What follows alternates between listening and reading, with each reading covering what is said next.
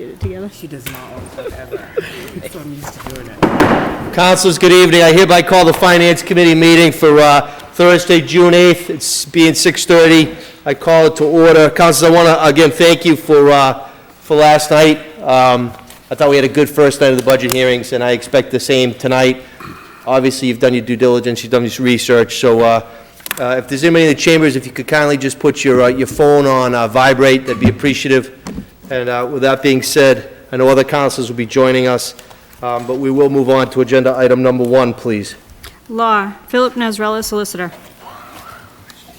Attorney Nazarella, good evening. Good evening, Council. How are you tonight? Very good, thank you. Do you have an opening statement, or do you just want to take questions, or? Well, briefly, I will state that we have done our best that we could in trying to create as an accurate as possible budget based upon past activity, expectations of future activity. The office, as one would be well aware, is extremely active. Probably the only office that we cannot predict what will happen from day to day, month to month, or throughout the year.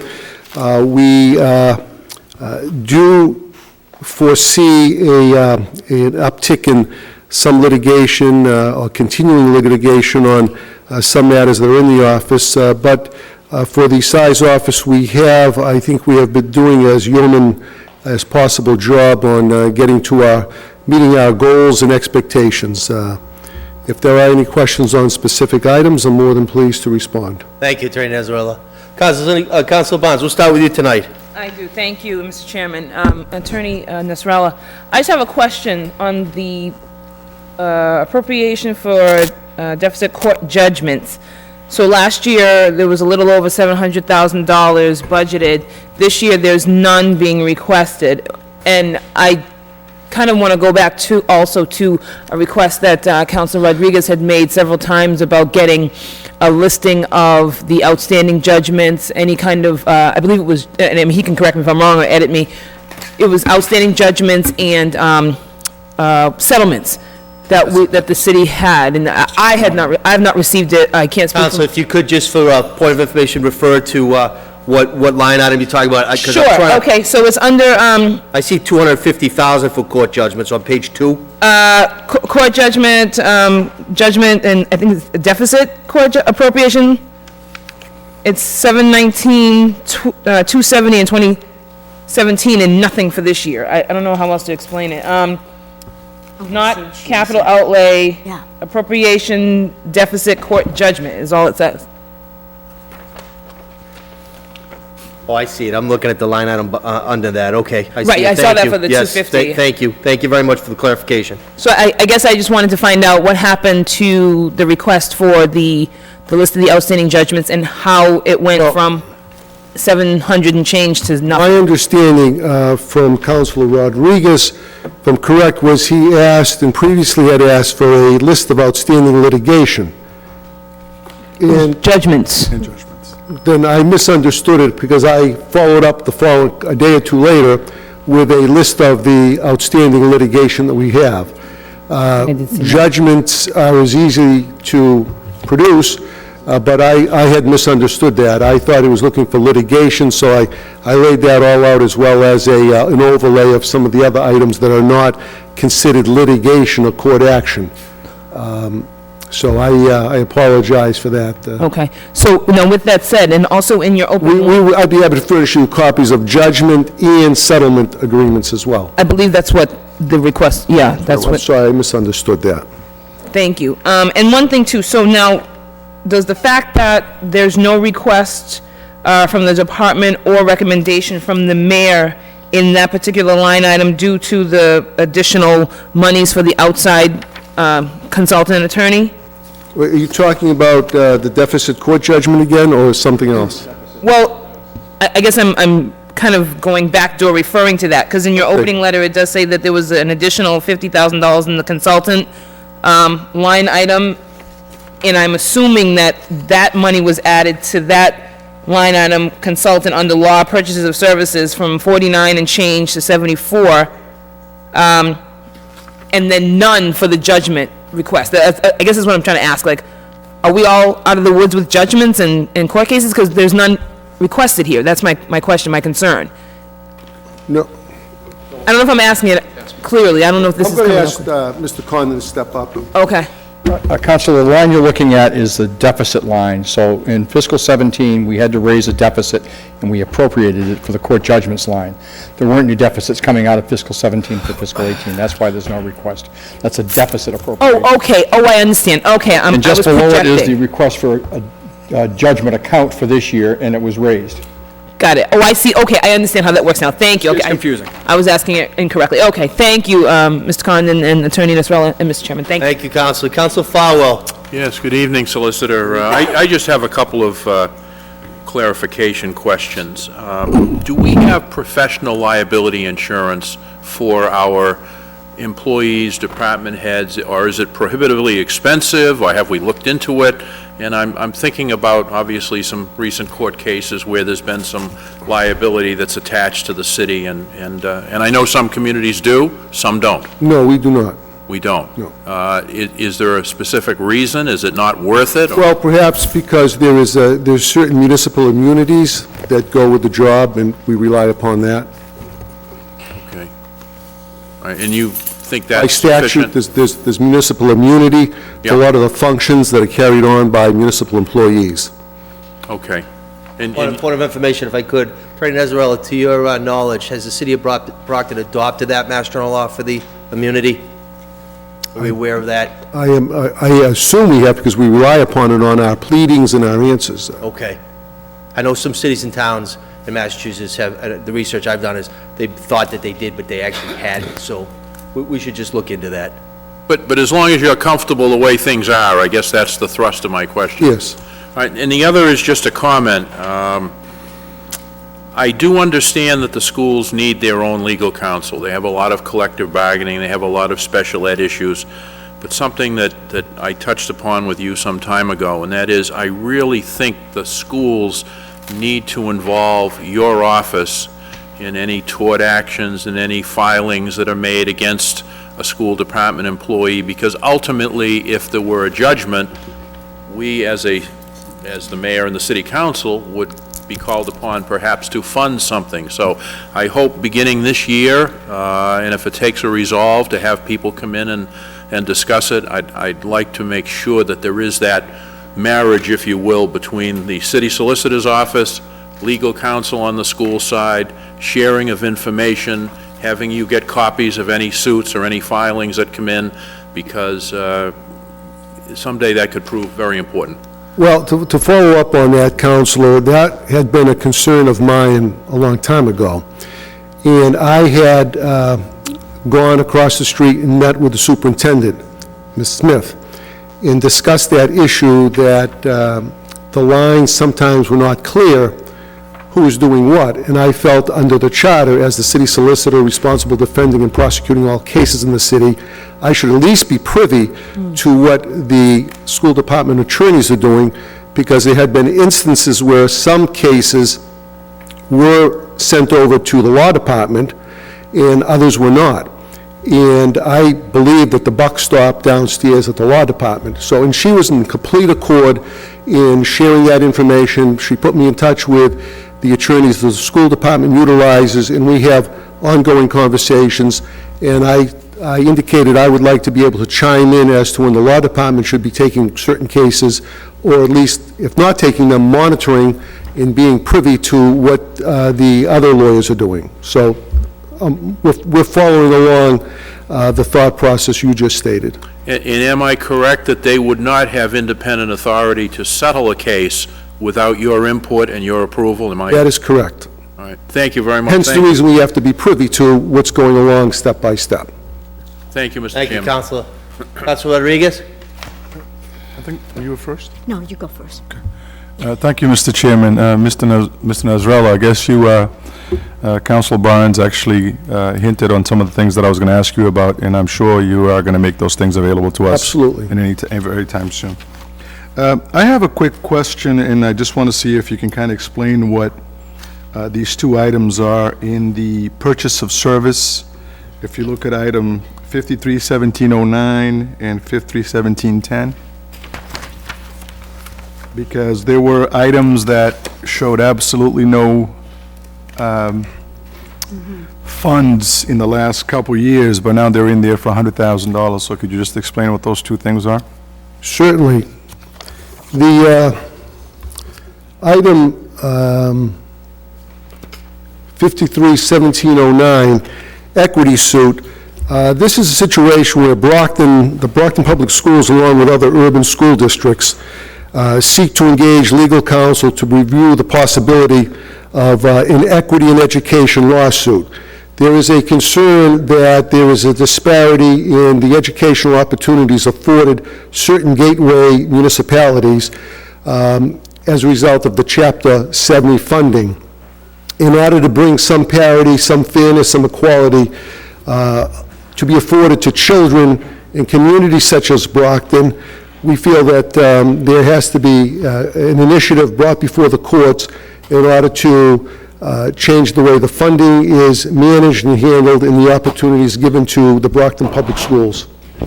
And there are actually about 6 or 7 counselors, 6 or 7 communities comparable to Brockton that are looking to combine forces and bring a frontal approach to the court system to see if we can get relief in a better financial situation for the Brockton Public Schools.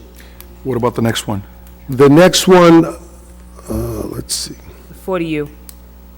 Oh, the 40U. The 40U, Chapter 40U, is the initiative where code enforcement will be able to act and will be able to process fines outside of a courtroom and handle it by a municipal hearing officer. So those funds will be reserved to contribute to payment of the municipal hearing officer, as well as certain apparatus, being software, what have you, that he needs in order to process these claims and to have his hearings on a hopefully regular basis now. Last week, when you were here, there was an issue with with 47 West Elm Street, and we actually had asked you to look into the possibility of bringing some sort of, action on behalf of the city against the owners of that property, so that we can kind of look into recovering some of the funds that it's going to cost us to demolish that building. Will that be something that your office will look into by yourselves, or would you actually look into possibly engaging somebody from the outside to look at it? Well, I've already looked into it and followed up on, and actually as of yesterday, we pretty much reached unanimity of thinking within the law department on it. Being a topic of litigation, I'd be more than happy to discuss it with you later today, tomorrow, or any other time where we stand, or come back before council in a executive session. But we did commence exploration of that issue the day after we last met. Now, let me ask you something. I know that this is not related to your budget, but as the lawyer for the city, do you think that the city needs some sort of an ordinance that we can put into play that will require these things in the future? Let's say a property burns down and we know for a fact that that property will have to be demolished.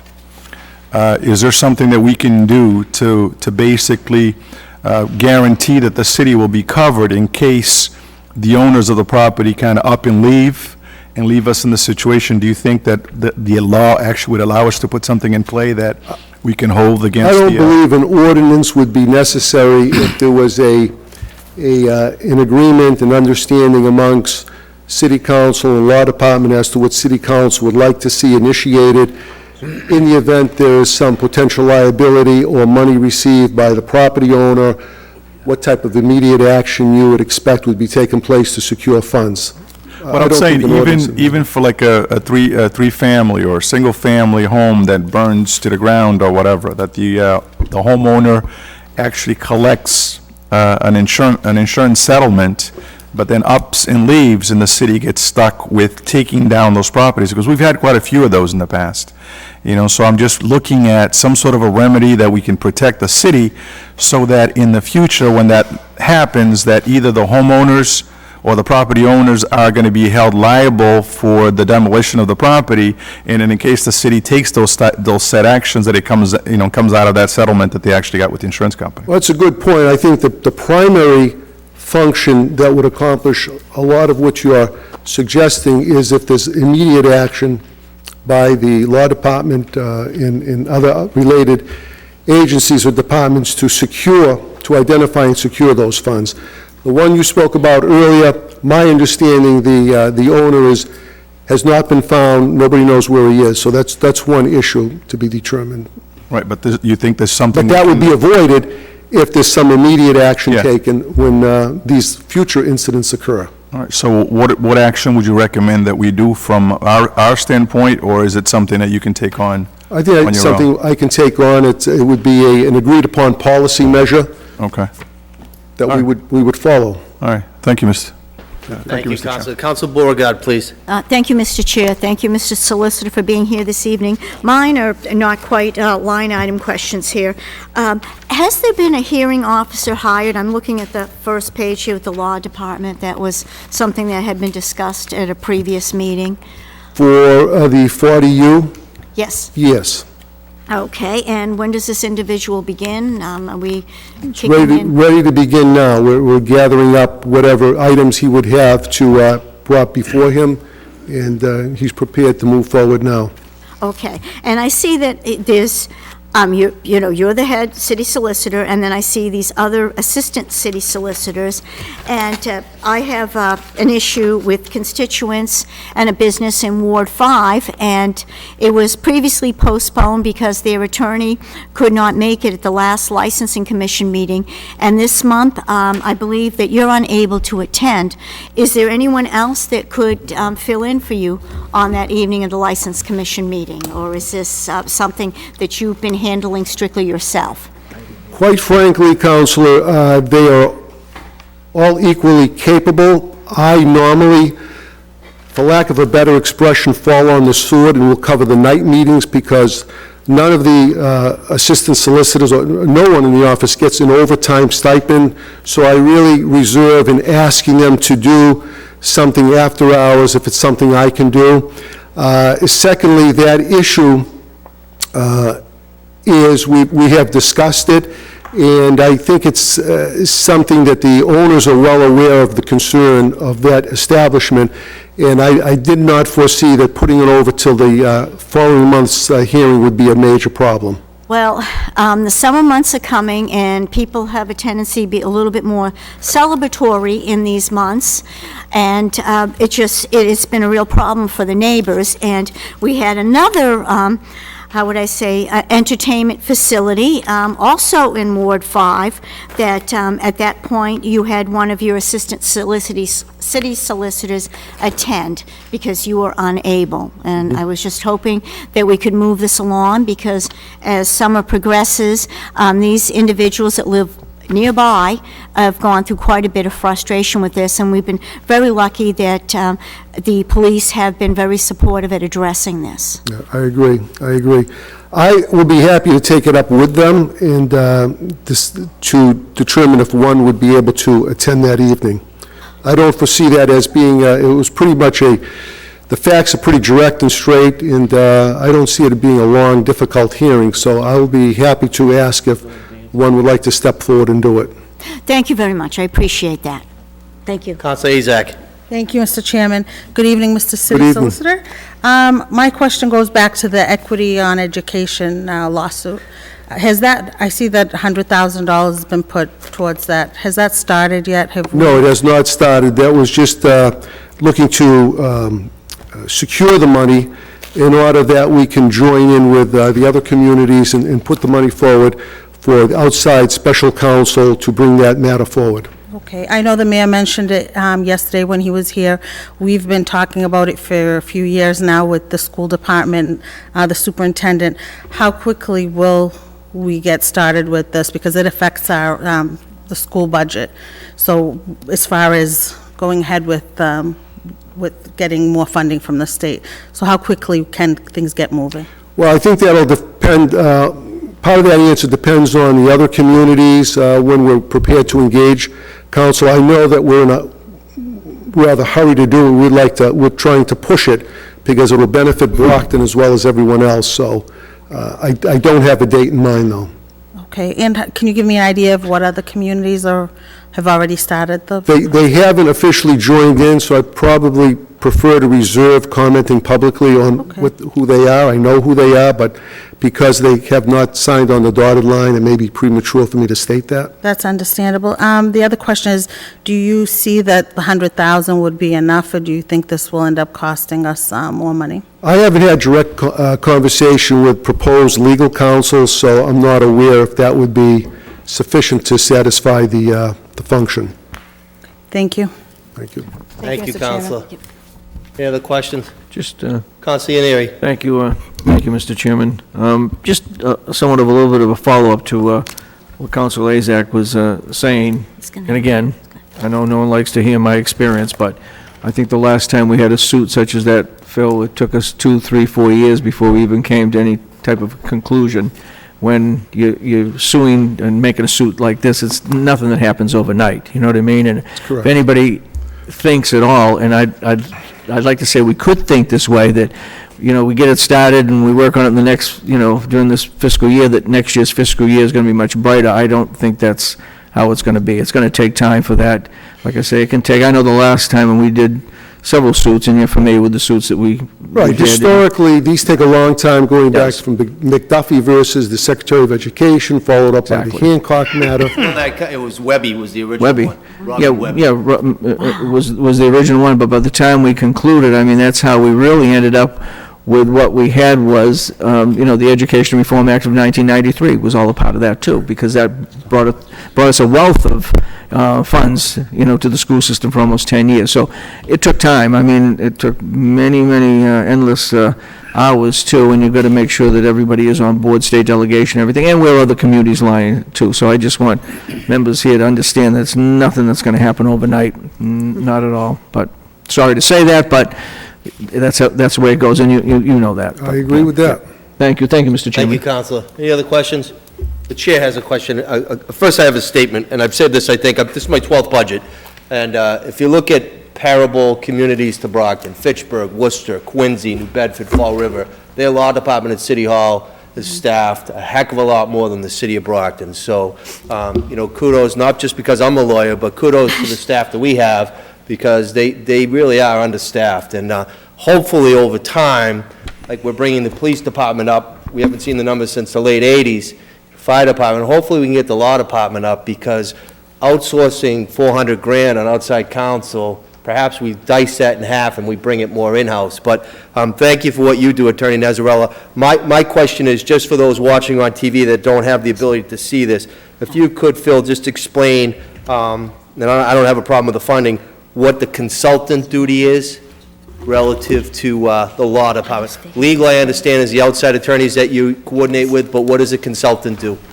The consultant would also chime in and consult with us as to whether or not certain avenues we're proceeding upon are the correct one, the best and affordable. They could be reviewing potential settlements. They could be consulting in areas of, you know, certain specializations that we are involved in that we don't do on a regular basis, Okay. and guide us along that as well. More of an expertise? Complete expertise in areas that we do not have expertise in. Okay, thank you for that. And my last is a follow-up to Counsel Beauregard. You indicated that the hearing officer for 40U has been hired. Are you privy to say who that is? I know when you contemplated Yes. before, it was going to be a lawyer. Is it a lawyer? And can you say- It's Attorney Joseph Lally from the town of Avon. He serves as town council in Avon. We felt it most appropriate to have an outside individual having these hearings, and it would reserve itself and free itself from any conflict. Okay. And lastly, Counselor, I would like to thank you in the City Council for those kind comments, but without making any self-serving statements, in the last several months, we have dealt with the town of New Bedford, City of New Bedford, and Springfield on certain issues where we've been collaborating, and we found that the City of New Bedford has 9 attorneys, New Bedford has 12 attorneys. We have 3, and we deal with every department in the city. There's not a function that goes on that doesn't pass through our office. And I don't say that in by way of martyr, but that they are very hard-working attorneys. I think we have an excellent staff of attorneys, and we're very privileged and proud to be working in the city of Brockton. Thank you, Attorney Nezzarella. Any other questions? Have a good evening. Thank you. Madam Clerk, if we could go on to agenda item number 2, please. Police, John Crowley, Chief. Chief, good evening, how are you? Good, thank you.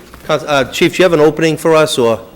I'd just like to take an opportunity to thank the men and women of the Brockton Police Department for their hard work, keeping the city safe for all of us every day. We echo those sentiments as well, Chief, thank you. I'll open up the questions for the chief. Maybe you'll be all set tonight, huh? Oh, no. We'll start with Council Barnes, followed by Council Farwell. Thank you, Mr. Chairman. Chief Crowley, just a few questions. So, every year the department includes the staffing structure and the personnel structure and the pay grades and everything. And then this year, I noticed the separation page. So there are a lot of people on this page, 15 if I count correctly. So all of those people are going out on retirement or workman's comp, or how are they? Their anticipated retirements in fiscal year 18. Oh, okay. So now with them gone, I know yesterday and several months, for several months, the mayor has, mentioned, I think you mentioned too, about the new officers coming on, like 12 officers or something that'll be coming on. Is that true? 12 officers background check right now or something? 15. 15, okay, 15 coming in. So the 15 that are going out will be hopefully replaced by all the 15 if they all are accepted? Yes. Okay. So when they retire, hopefully we'll fill those positions. These 15 aren't the 15 that are retiring. Is that what you're asking? Wait, what? The 15 people we're hiring now aren't for those 15 slots. No, okay, so the 15 that are coming on are not to fill these 15 that are leaving in separate this year? Correct. As people retire, we'll have vacancies, and we'll attempt to fill those as we go forward. Okay, The budgeted positions. okay, and that's what I was looking for too. So where would that be for those? It's just kind of fill in, as somebody leaves, you fill in a new name, or? If someone retires, then result of their retirement is we have a vacancy within our budget, and we attempt to fill that with a new police officer. Okay, so I just wanted to be clear that these new people aren't just filling these holes. So it's not like we're stepping back and going forward and stepping back and kind of doing the same dance. That's not the plan, no. Okay, got it, okay. And, let me think. Actually, I'll defer to my colleague for now. Council Farwell, if you don't mind, Council Stadinsky, former police chief, had a couple questions. Could we go to him and then come back to you? Oh, absolutely. Thank you, sir. He Council may Stadinsky. spare me from any questions. He may. Council Stadinsky, you have the Chief, how floor. are you? I'm good, thank you. Chief, I'm going to run something by you, and I know you stay up to date. Murder capital of this country, what city is it? This country, Yeah. It's in the Midwest, right up by Lake Erie and those places. it's in Ohio, isn't it? Chicago, isn't it? Chicago. Chicago. Murder capital of this country. The other day, the mayor there went on and reported point blank, something that was a big success for us back in the 90s. He was asked, how are you going to fight all these murders and change things in your city? We're going to change to community policing. His words, not mine. His words.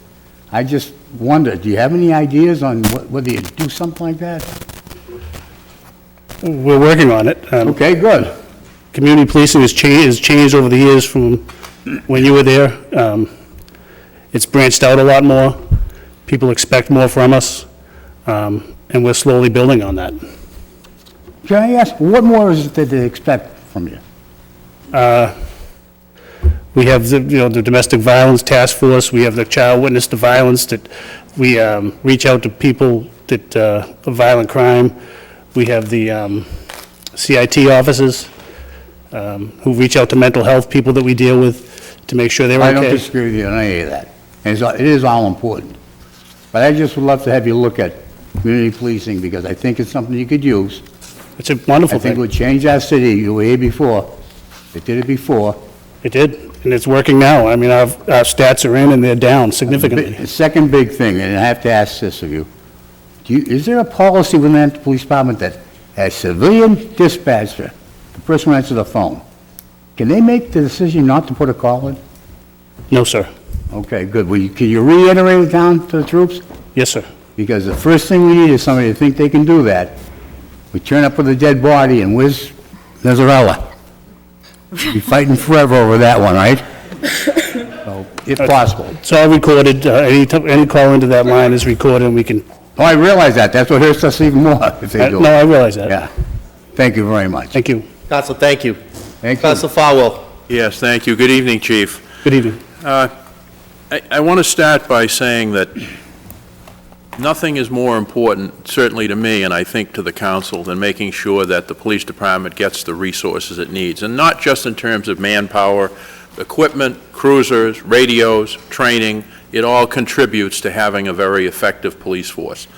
And certainly no one can work down there and ever really leave the place. I mean, it stays with you. Once you've been a cop, unfortunately, you think like one, sometimes you act like one, and so you have a particular interest in things. There have been some things that have concerned me, and I kind of warned you we'd have a robust discussion when the police budget came in. And the first one is the issue of overtime, and you may remember there was quite a discussion last year about overtime, and we held back $250,000, and that became quite a bone of contention. And then I started getting some calls from police officers I'm friendly with of all ranks, not just patrolmen, sergeants, lieutenants, and they said, well, you know, the mayor's really mad, so he's going to make sure he spends as much overtime as he can to make the council look bad. And I dismissed it. I didn't think anything about it. But then you issued a roll call on or about July 22nd, 2016. It's roll call number 16/021, and it says, in light of recent events, whenever there is a priority call or any call involving an apparent conflict, a minimum of 2 officers must respond to the call, while the situations in Baton Rouge and Dallas may hopefully turn out to be isolated incidents. The potential for hostility towards law enforcement personnel has grown. Officers are urged to have heightened awareness.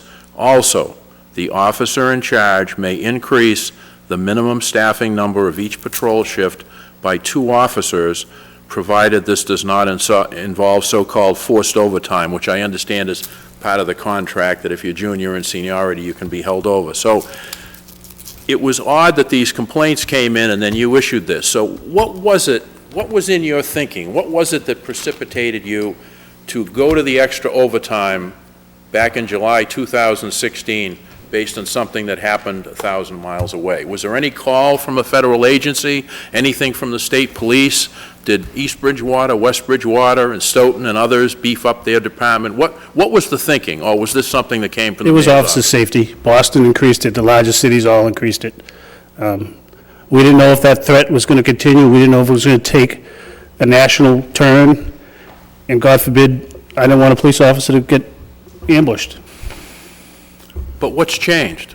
We have more and more incidents. We've had them just past this past June 6th. The 6th of June, there were 3 officers shot in a I think out in the Midwest. Yes. So if it was that pressing back then, why wouldn't we continue to do it? We can't afford to keep doing it. It was a hot issue at the time. If everyone remembers, we were all horrified. So you would say things are back to normal now?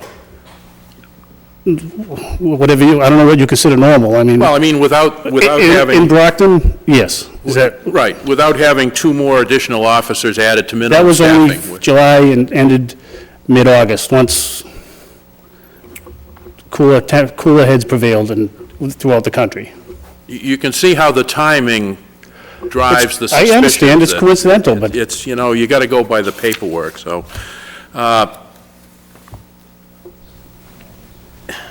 I've got a few questions here. When did you have the last command staff meeting? Meeting of all the captains, because they're your brain trust. I haven't. I beg your pardon? I meet with Captain Williamson, Captain Hallis, daily. But I mean, the 6 of them together. Well, 2 of them on patrol shifts, they answer to Captain Williamson. Yeah. They have access to him at all times. They have access to me at all times. I guess what I'm asking is, have you held a meeting with the command staff and indicated, look, last year the council was really concerned about the level of overtime spending and the fact that we don't have walking beats and the fact that we don't have a vigorous code enforcement program. Give me your recommendations as to how we can improve policing in the city. Have we done that? We haven't done it in a meeting forum, but we've reached out to all our officers know our overtime status. It's common knowledge within the whole department. Well, Supervisor, commanding officers are expected to look for those answers. the only thing I would say, it was a practice, I think, going back to Chief Studensky, and you have extraordinary talent down there. Absolutely. I mean, I think sometimes people think of police officers as just wearing a uniform and a badge, and they don't realize they're well-educated, they're well-trained, they do a lot of critical thinking, and I would just respectfully say to you, as most organizations would, I would take that brain trust, even if it costs a little overtime. That, to me, is justifiable. I would call those captains in, and I would call the lieutenants who are on shifts in, and I would sit them down and I would say, look, let's collectively talk about some issues, because I'd like to hear directly from you, your feedback on how we can improve policing in the city. And I can't force you to do it, that's not my job to do it, but I would recommend that. I think you will find it, very, very helpful, based on my knowledge of the level of talent you have down there. Just in terms of future planning, is it accurate to say that some portable radios are in the 10 to 20-year-old range? Yes. And is it accurate to say that even though we buy new cruisers, unfortunately, we're having to put older radios in them, and some of them can't integrate with some of the surrounding communities like East Bridgewater? So if you were in a chase, you literally don't have an opportunity to radio East Bridgewater and talk directly? Well, we can have them go to area-wide 3, which all South Shore communities monitor. Yeah, but some of the other towns have changed their radio system, am I right? Some have. Okay, but we're still using some cruiser The radios. statewide radio network has changed, and now we're area-wide 3, which is the South Shore on. Every South Shore Police Department has access to that channel. The cruisers have it, our dispatch has it. There's citywide, which is Boston. There's area-wide 4, which is North Shore. So wherever we go, we can switch to a channel and talk to any department in the state. But for planning purposes, we do need some newer We radios. need radios, yes. Last year, we were fortunate enough to purchase 40. We'll see where we stand this year, and hopefully we can get 40 more. Okay, and I want to thank you for the organizational chart that you sent out, and I have a couple of questions on that. I noticed, and as I was yucking it up with former Chief Studensky, I noticed that on the detective generalists, 4 to 12, and narcotics 4 to 12, there's no supervisory officer. And I wondered why that would be so. It would seem to me that... Lieutenant Banaka, it could have just been an error that it was left off, but he works closely with the narcotics, 4 to 12. Okay, so he's on a 5 and 2, so there'd be a couple of nights when there wouldn't be any Right, and officer. Sergeant Vidal was the gang unit, and he's in on a 4 and 2, so... Okay. And after midnight, unfortunately, sometimes you have a lot of serious crime, stabbings, domestic violence, sometimes a homicide. Is there a reason why we don't at least have one detective on midnight to 8? Because otherwise you'd have to call someone in if you had a major crime scene, and that might delay processing whatever you wanted to do. And Well, we have the gang units out till 3 a.m. They're able to get there, secure a scene. We have a detective on call at all times and a detective supervisor. so you're comfortable we don't need one permanently 12 to 8? Or? I don't see the need, I mean, the need comes sometimes, but it's not frequent enough to have someone there from 12 to 8 all the time. Okay, I would defer to you on that. Chief Studensky asked you about the ETDs. The crime analyst, Yes. I would suspect that she's able to tell you the frequency of different incidents, where they occur in the city, the time of day, the day of week. Yes. Do we periodically adjust our manpower to we do. that? We do. Okay.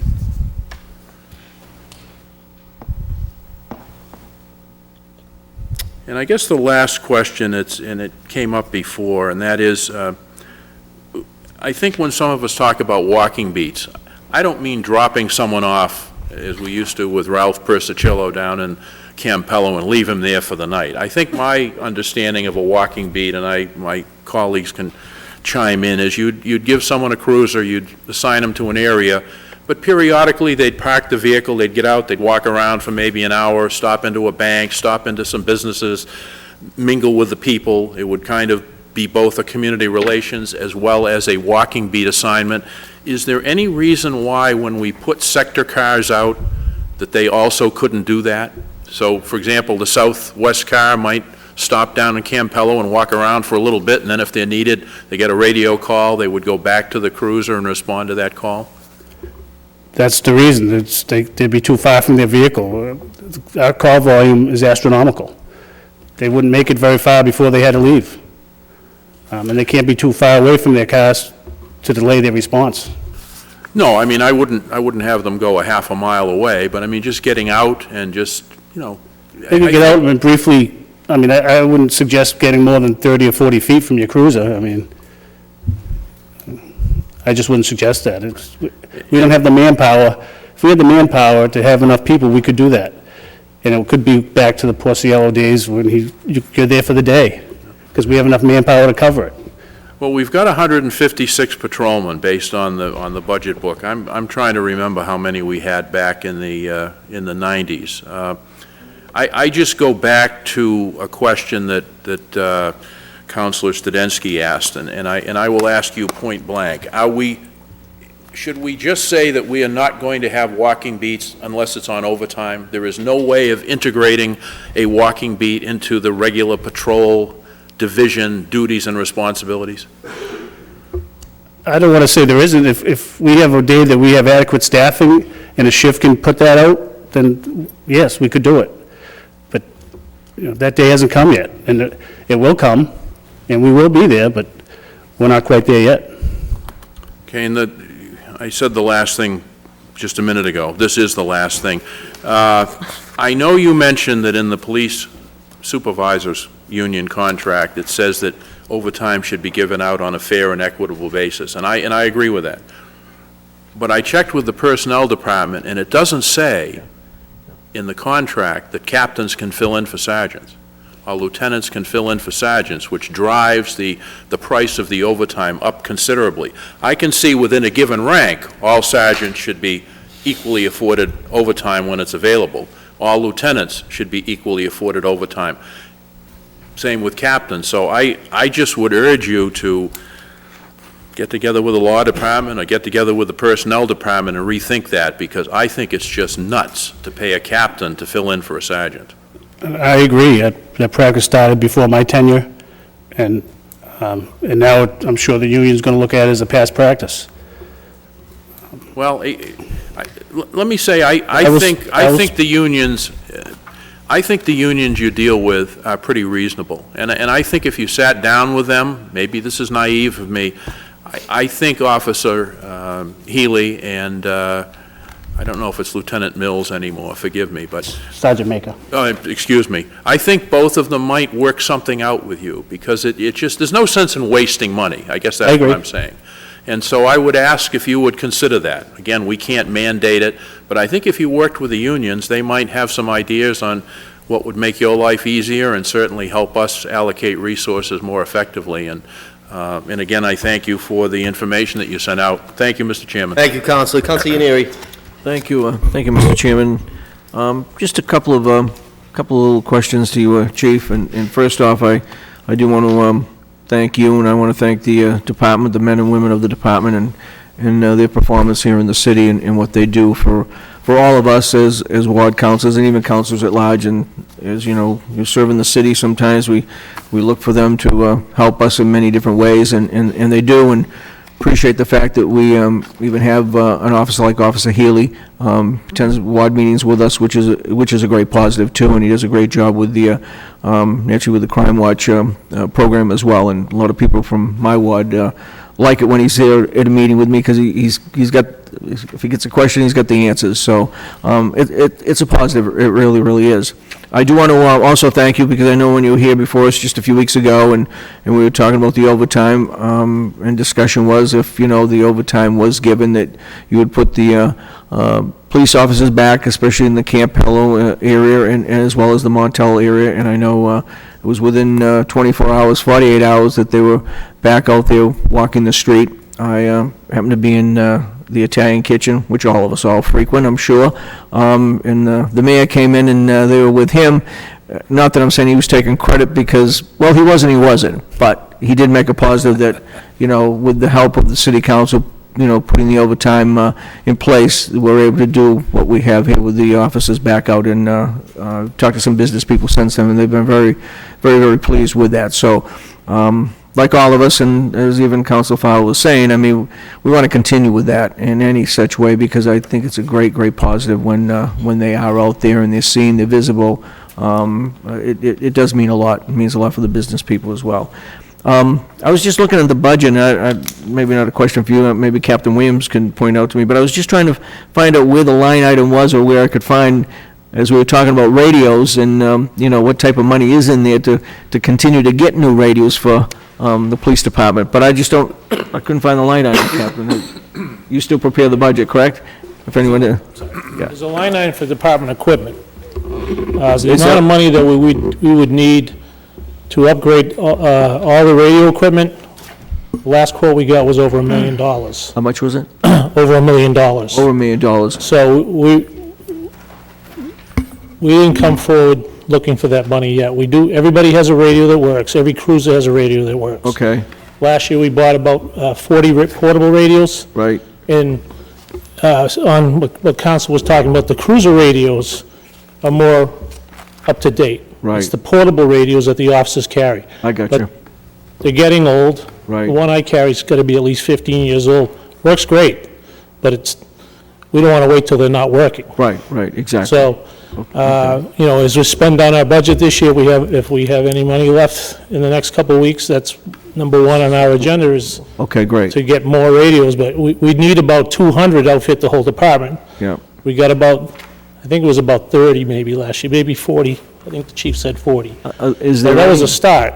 Right, exactly, no, definitely. Is there any chance for any type of grant money out there? I mean, We've been looking, we haven't found any. you haven't found any as of yet, yeah?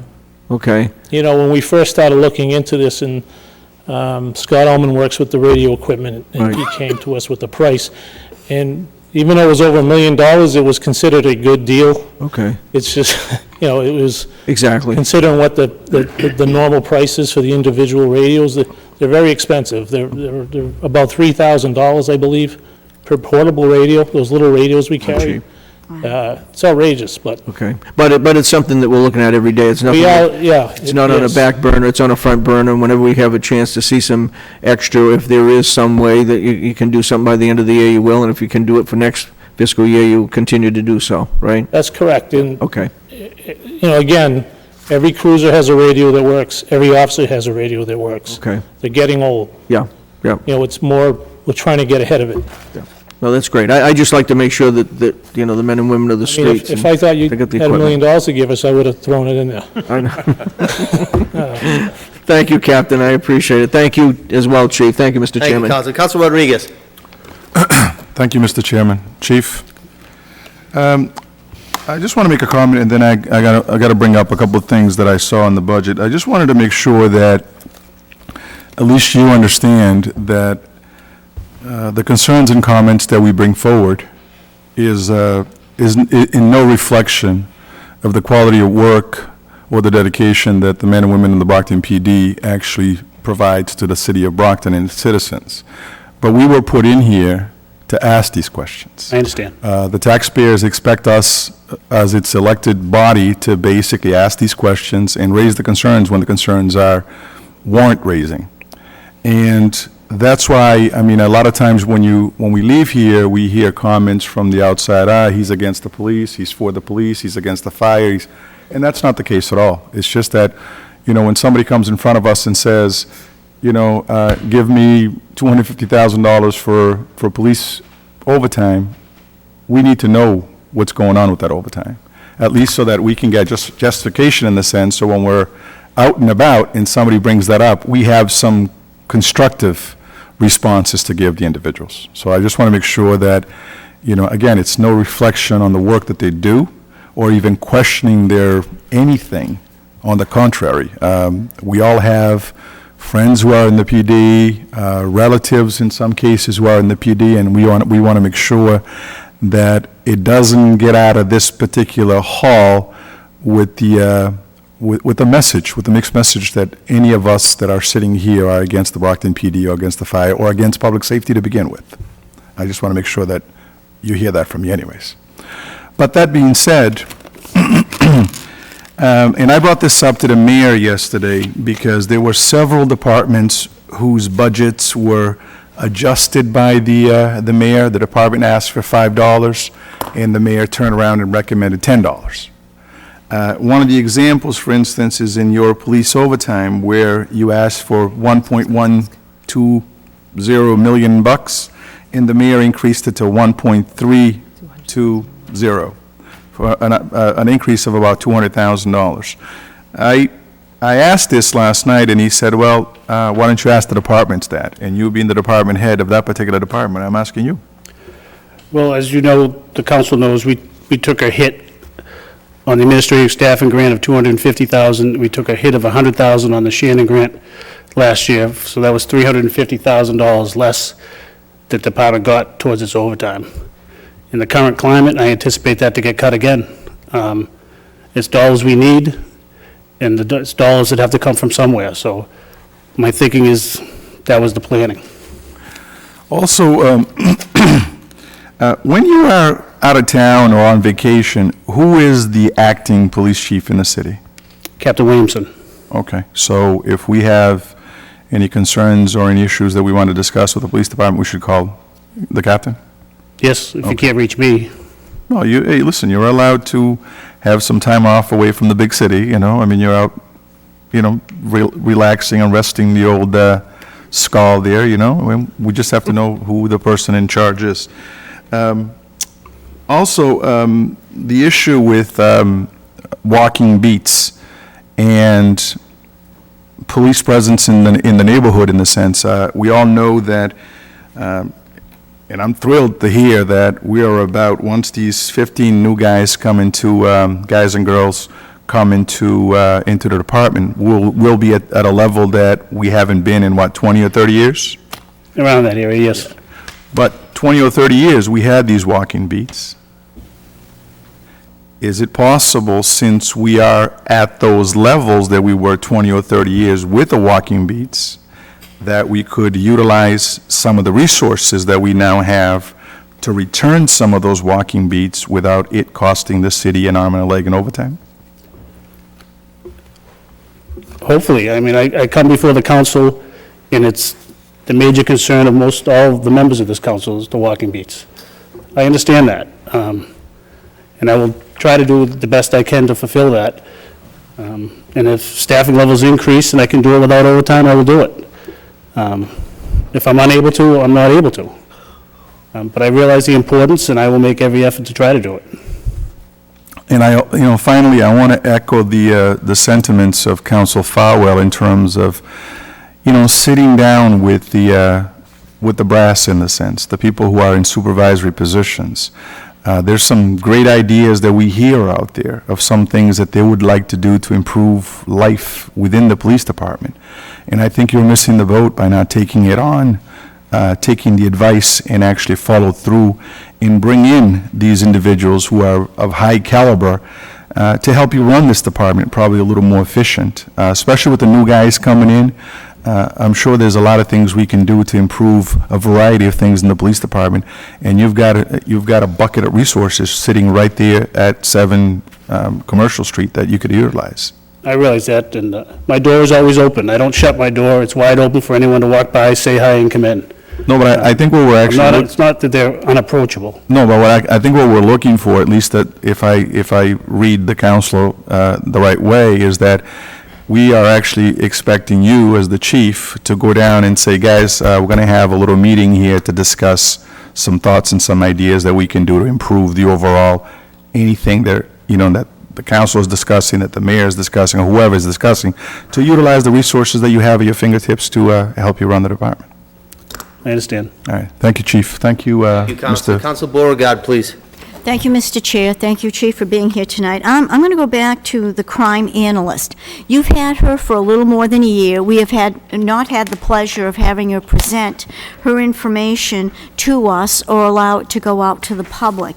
And I believe that is important. I believe that this whole idea of a crime analyst, like many other departments, have someone that oversees how they perform and what's around them. I mean, in some instances, they refer to them as consultants. So I look at this young woman as a consultant in a sense that they bring back information, and assess how maybe something can be run better. And I believe, and if people are really, mentioning this whole community policing thing, and they say sometimes going back to what used to be is the way people connect. And I'm downtown a lot, several days a week, and we don't see the police walking around. And I believe that maybe if we looked at, let's say, for a couple of weeks, throwing some of them around, walking around, and then seeing, let's say, if crime went down a little bit, or if we saw it going up in another area because there were no police there, then obviously we'd have to reassess things. But I guess that's why I'd like, certainly for us to have the opportunity to have the crime analyst come in front of us at some point so that the public would be made aware of the findings. But also, I cannot emphasize, as my colleagues do, how important these walking beats are, because the more people see police going by, the better businesses feel.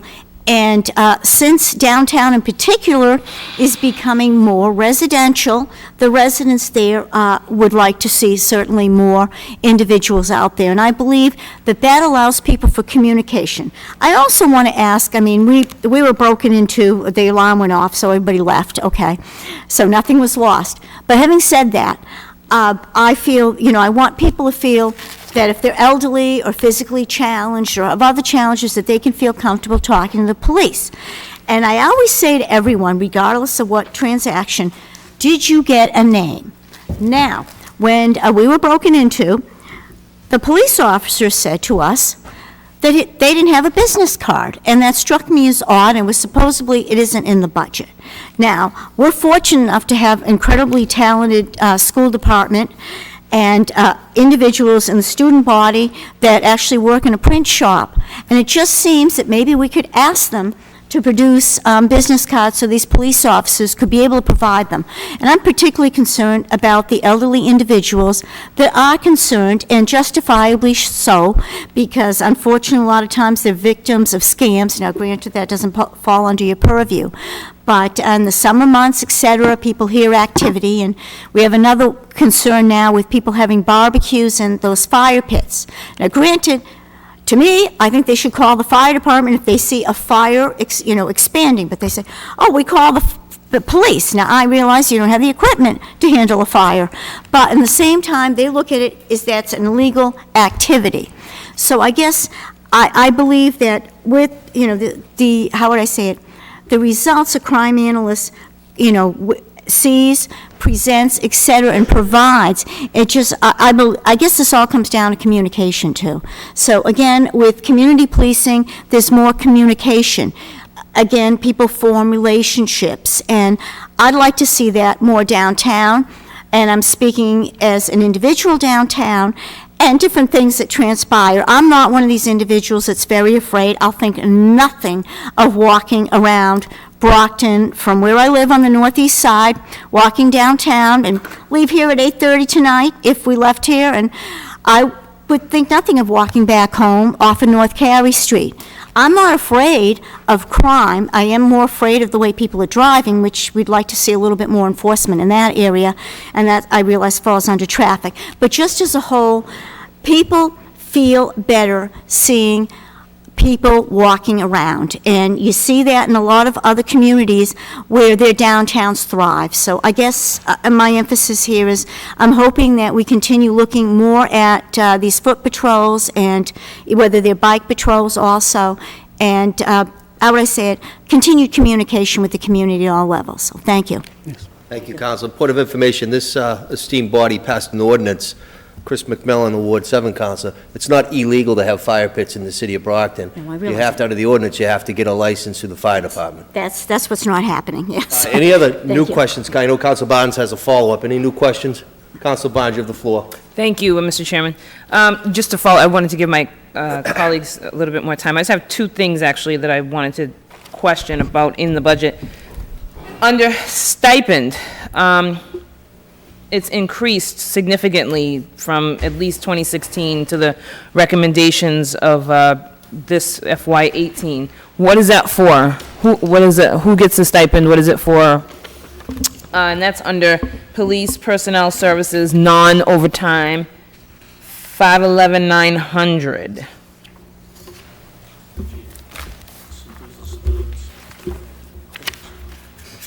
It's a civilian, contractuals for the civilian clerks. I'm sorry, I don't understand. Say that once. I didn't hear. It's a contractual item for the civilian clerks that work in our records department. Okay, so that's included in the organizational chart in there? They settled the contract, and that's the money they're owed. Okay, okay. And then, I mean, it's kind of like a backwards question, but the removal of the unique pay of $2,200 and change, what was that and where did it go? Unless that's some sort of abbreviation for something.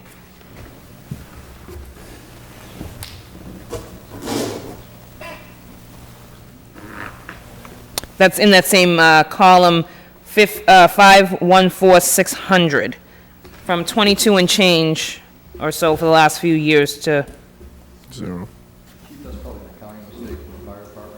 Yeah. It's the only place I know. Captain, if you could come forward, that'd be great. Thank you. I've been doing the budget for the last few years, and I've never budgeted for anything for unique pay. My guess, I can get an answer, but I don't have one for you tonight. Okay. My guess is that something was paid out during the year, whether it was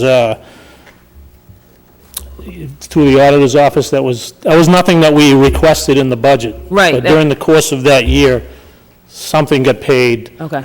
I just wanted to know For if that it was amount, there and now so- it's gone, and I didn't know if it were, you know... But what I can say is that in 2016, with confidence, I could say that we never requested any money in unique pay. Okay. It's a line item that we don't typically use. Okay. It might have been paid in the wrong, it might have been a separation cost when someone retired. Okay. I'm not sure, but I can find out. Okay, yeah, just, I guess, point of reference, I guess, at this particular point on that. My guess is someone retired, and one of the, maybe vacation or sick or something was paid out of that instead of another line item. Okay, It okay. might be a clerical error. That's fair, that's fair. Thank you so Thank you. much, Captain.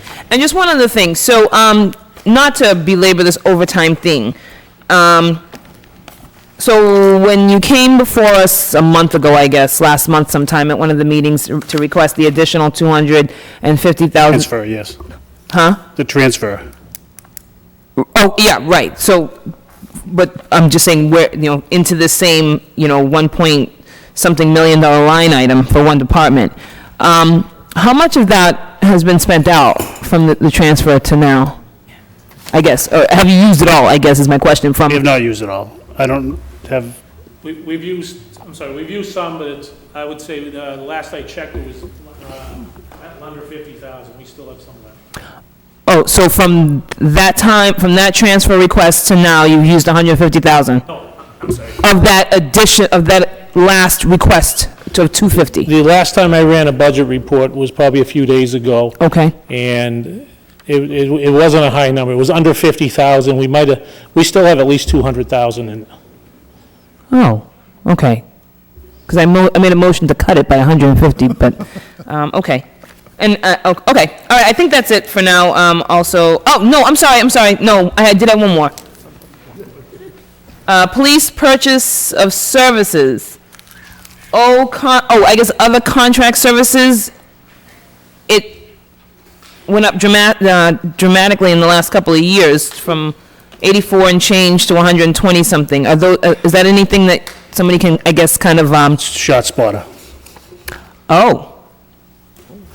So is that increase in updating software, additional, detectors? The contract went up. Oh. Okay, so when we adopted ShotSpotter hastily, I would say, did we know that, or was it a surprise? We pay $50,000 a mile. We have 4 miles, plus we had one prior mile. So we pay $237,900 a year towards ShotSpotter. For one piece of equipment? To cover 5 square miles. Okay, yeah, if we can get that crime analyst to maybe include the data from that, that would be great. And the difference from, or I guess the progression of it from when we first got it to $126,000 worth of it, if you don't mind. And also if there are any projected increases in this contract. Because if ShotSpotter goes up to $300,000, We're in a contract now, we've just signed it, so that, for fiscal 18, it's not going to change. okay, and it's just every year? They're not like multi-year contracts for that? No. Okay. All right, yeah, if we can, maybe that'll come up later. All right, thank you, Mr. Chief Crowley and Mr. Chairman. Thank you, Counselor. Counselor Fowler, you had a follow-up? Yeah, actually, it's on, excuse me, ShotSpotter. That's a piece of software, or it's post-incident. I mean, a shot's been fired, God forbid somebody's been hit. Wouldn't it really be better to put that money into more personnel who would be out there proactively patrolling? I mean, my understanding is, and again, maybe my sources are full of it, but we've never made one arrest on scene because of ShotSpotter. The shots are fired, we respond, we pick up the casings, we photograph the scene. If there's a victim, there's a victim. Or if the victim's gone to the hospital, obviously we follow up.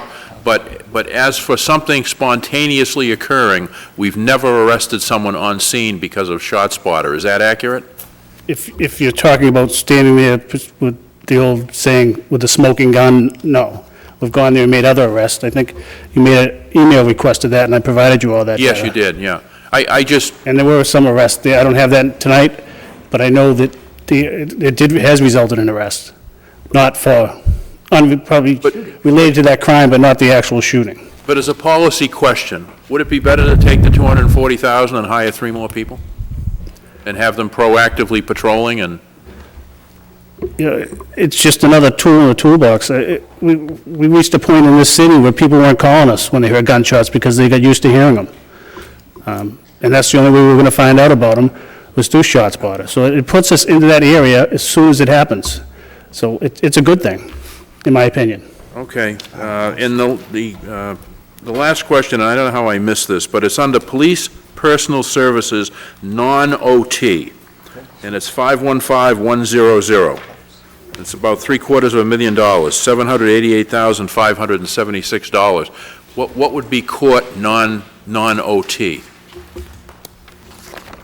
And again, that's 515100. About 2/3 of the way down under Police Personal Services Non-OT. That is court time. That's court time? Yes. So, but it says non-OT. It doesn't come out of the overtime line item. It comes out of the court line item.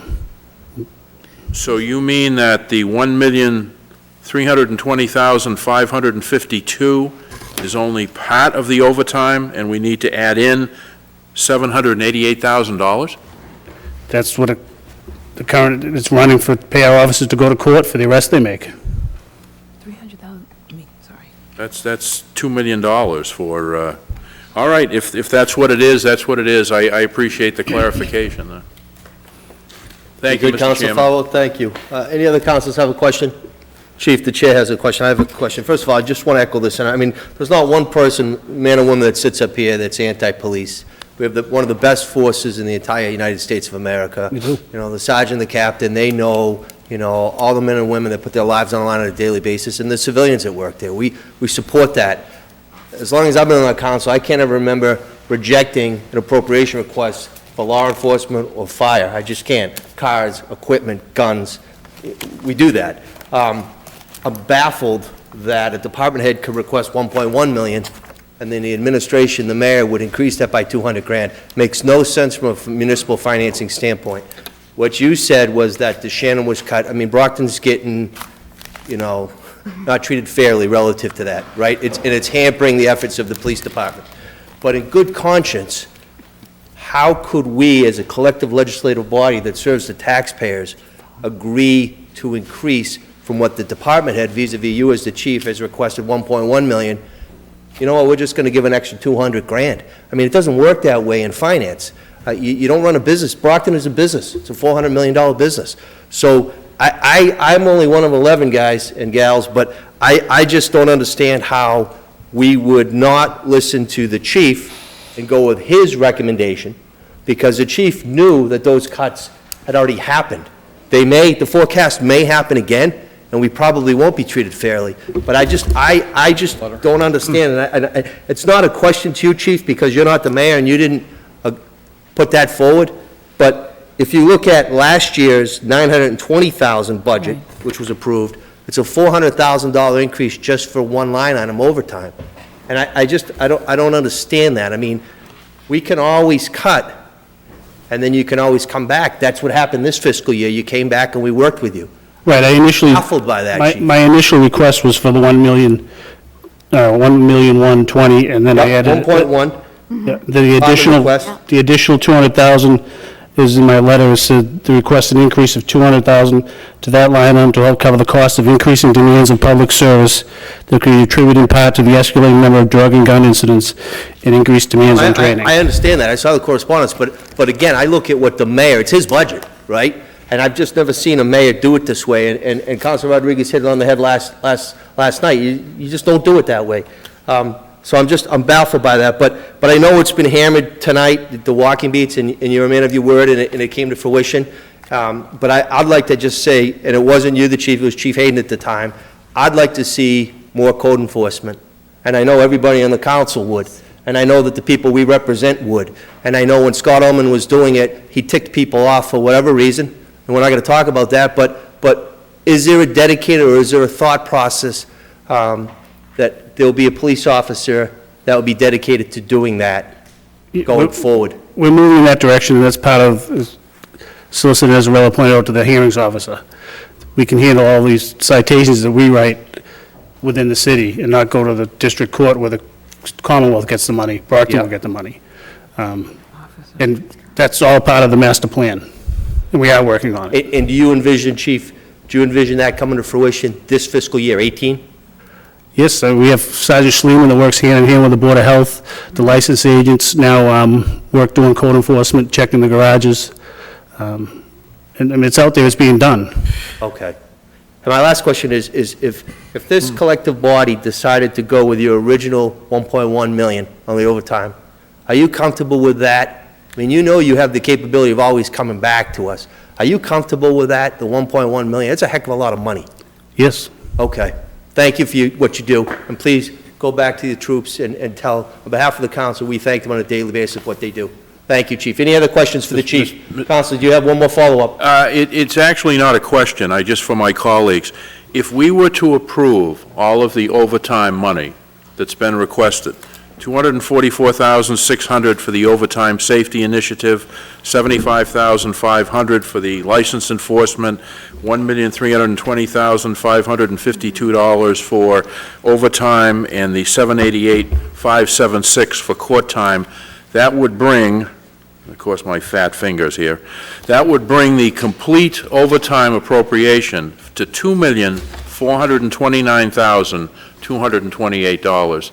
And again, I want the police department to have the resources they need, but that is a huge chunk of money. And I just think it behooves us as representatives of the people to remember that figure and to maybe collectively decide how we best proceed, because I'm staggered by that amount. Thank you for those calculations, and again, we will go through that towards the end of the budget hearing. Thank you. Any other questions for the Chief? Thank you for your time tonight, Chief. I can just, one brief point. Yes, Chief. The latest statistics are in our overall fire alarm incidents are down 19% from last year. Our narcotics-related crime is down 36%. We've done more drug raids in the last 3 years than we've done in the years prior, and it's through these investigations that this city is safe. You don't see the gunshots like we did 3 years ago. The drug crime is down as a result of the work of the detectives. It didn't just happen. We had to make a decision to spend money and make this a safer city, and that's what we did. Thank you. Chief, you also envision that the DA's office now, with the expansion from Middleborough to Stades, is that going to be a beneficial endeavor as well? Absolutely. All right. Thank you, Chief. No other questions for the Chief? We wish you a good evening. Thank you. Thank you, Captain. Thank you, Sergeant. We're going to go on to the next agenda item, please. Park Commission, Timothy Carpenter, Superintendent. Mr. Carpenter, good evening. Good evening, councilors. Thank you for being here tonight. Thank you. Tim, do you have an opening or anything? Of course I do. You always do. I'd like to take this time to recognize and thank the employees of the Park Department for another year of hard work and dedication. Those 4 employees assigned to DW Field Golf Course have worked tirelessly to improve the conditions of the golf course, from winter tree removal and rock removal to sodding and bunker repair. And a renewed focus on agronomics. The golf course has never looked or played as well as it does today. The focus on conditions is really starting to pay real dividends, as the popularity of DW Field Golf Course now extends well beyond the borders of our city. The 4 employees assigned to the park's maintenance facility have also shown a commitment to quality and work in the face of ever-growing demands for field space and conditions, as well as an increasing amount of parks that are the responsibility of the department. From in-season field and park maintenance to snow removal in both DW Field Park and here at City Hall, these 4 employees do quality work year-round, and I would like to extend my thanks. The dedication to the department's mission is not limited to those out in the field. My head clerk is really a critical cog in the wheel, and her focus and attention to detail makes the department run infinitely more efficient. I would also be remiss if I did not mention the hard work and dedication of the employees of the Public Property Department, both in the office and out in the field, that focus 3 months of the year to provide the residents of the city with 2 clean, safe, and well-maintained pools, and were a critical element in the completion of the new Players Lounge at the golf course. As you can see, councilors, there are quite a few moving parts in operating this department, and I feel like we're doing yeoman's work to get it all done. I will now do my best to answer any questions. Carpenter, I also personally just want to thank you. I mean, when I call you, your response time is unbelievable, nights, weekends, so thank you for what you do. And with that, I'm going to open it up. Do we have any questions? Council Barnes? Yes, thank you, Mr. Chairman. Mr. Carpenter, I just had a few questions, well, actually, one statement and then questions, but I think I'll do that in reverse order. So, in your personnel kind of lineup here, there are 2 positions, 9 and 12, that you requested funding for to get those positions filled. And then I look here for your overtime in your personnel services, I guess non-overtime.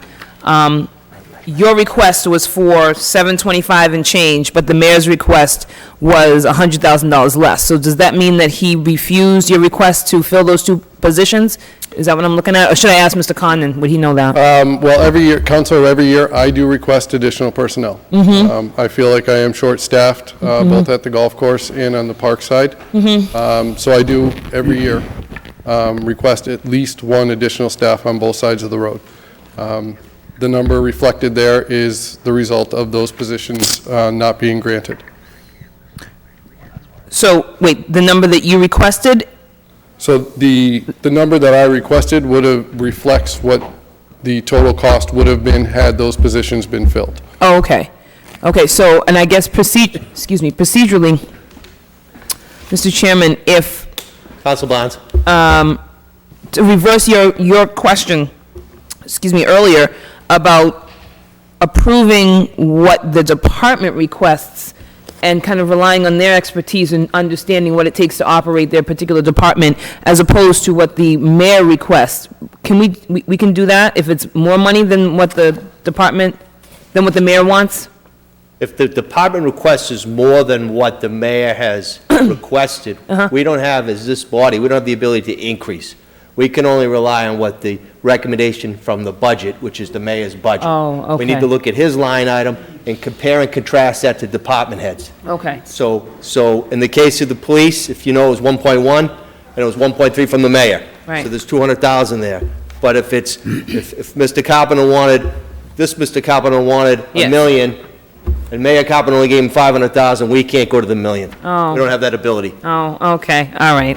I was trying. In a perfect world. I Okay. appreciate the effort. I was trying. Okay.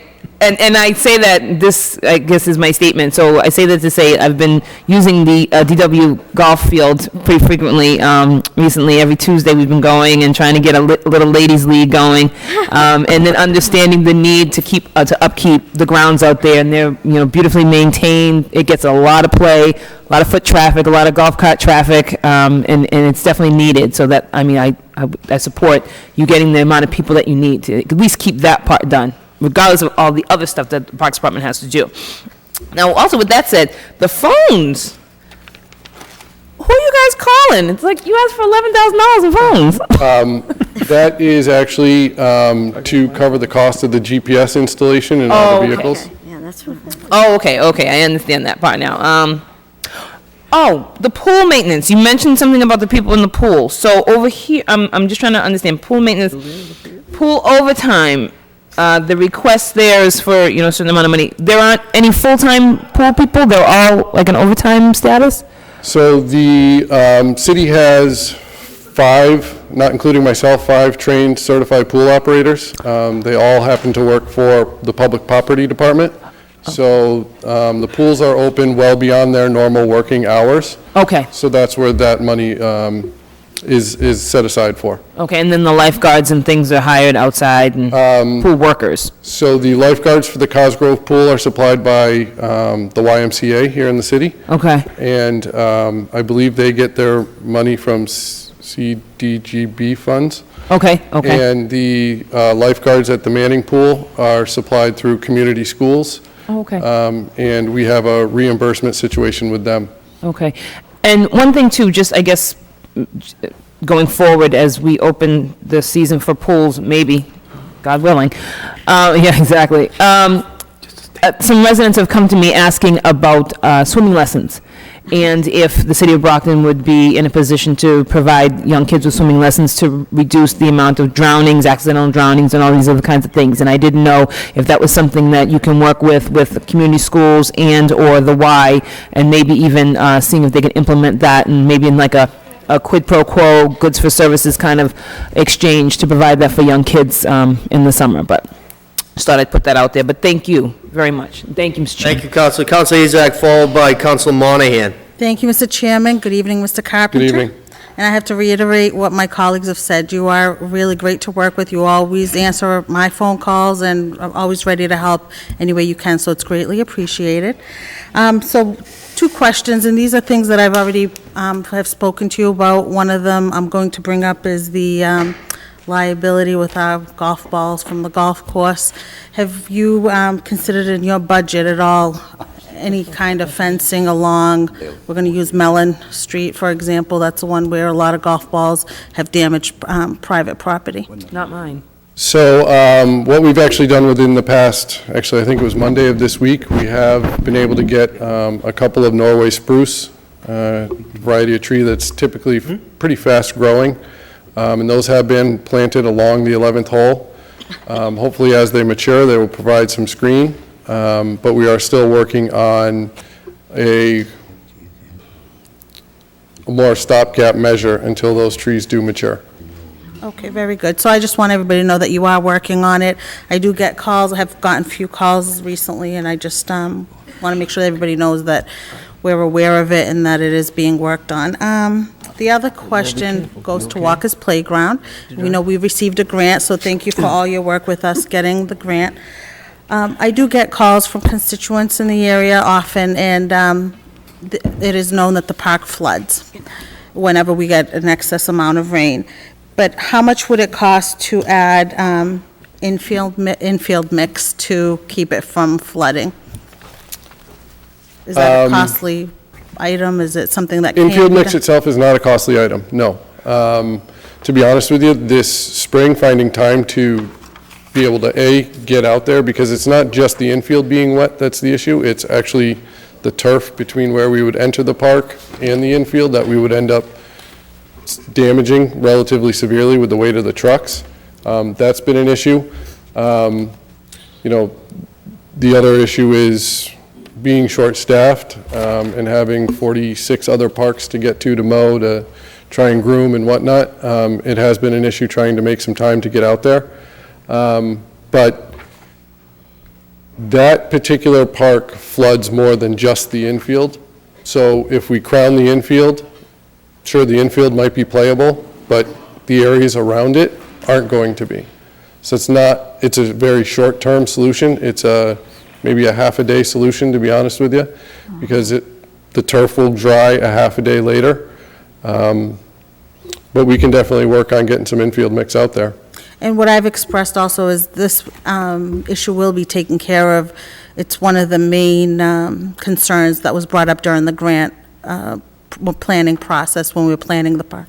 So the first thing that will be taken care of is correct drainage curves. So yes, I met with the engineer and the architect that were working out there a couple of weeks ago, maybe a week ago, and I went over my design plan for how I envision the drainage being installed. And so hopefully what we'll be able to do is, because most of the water comes from the Raymond School side, in my opinion, install a couple of cutoff drains there to prevent the water from actually making it down towards the residents on May Ave and Searles.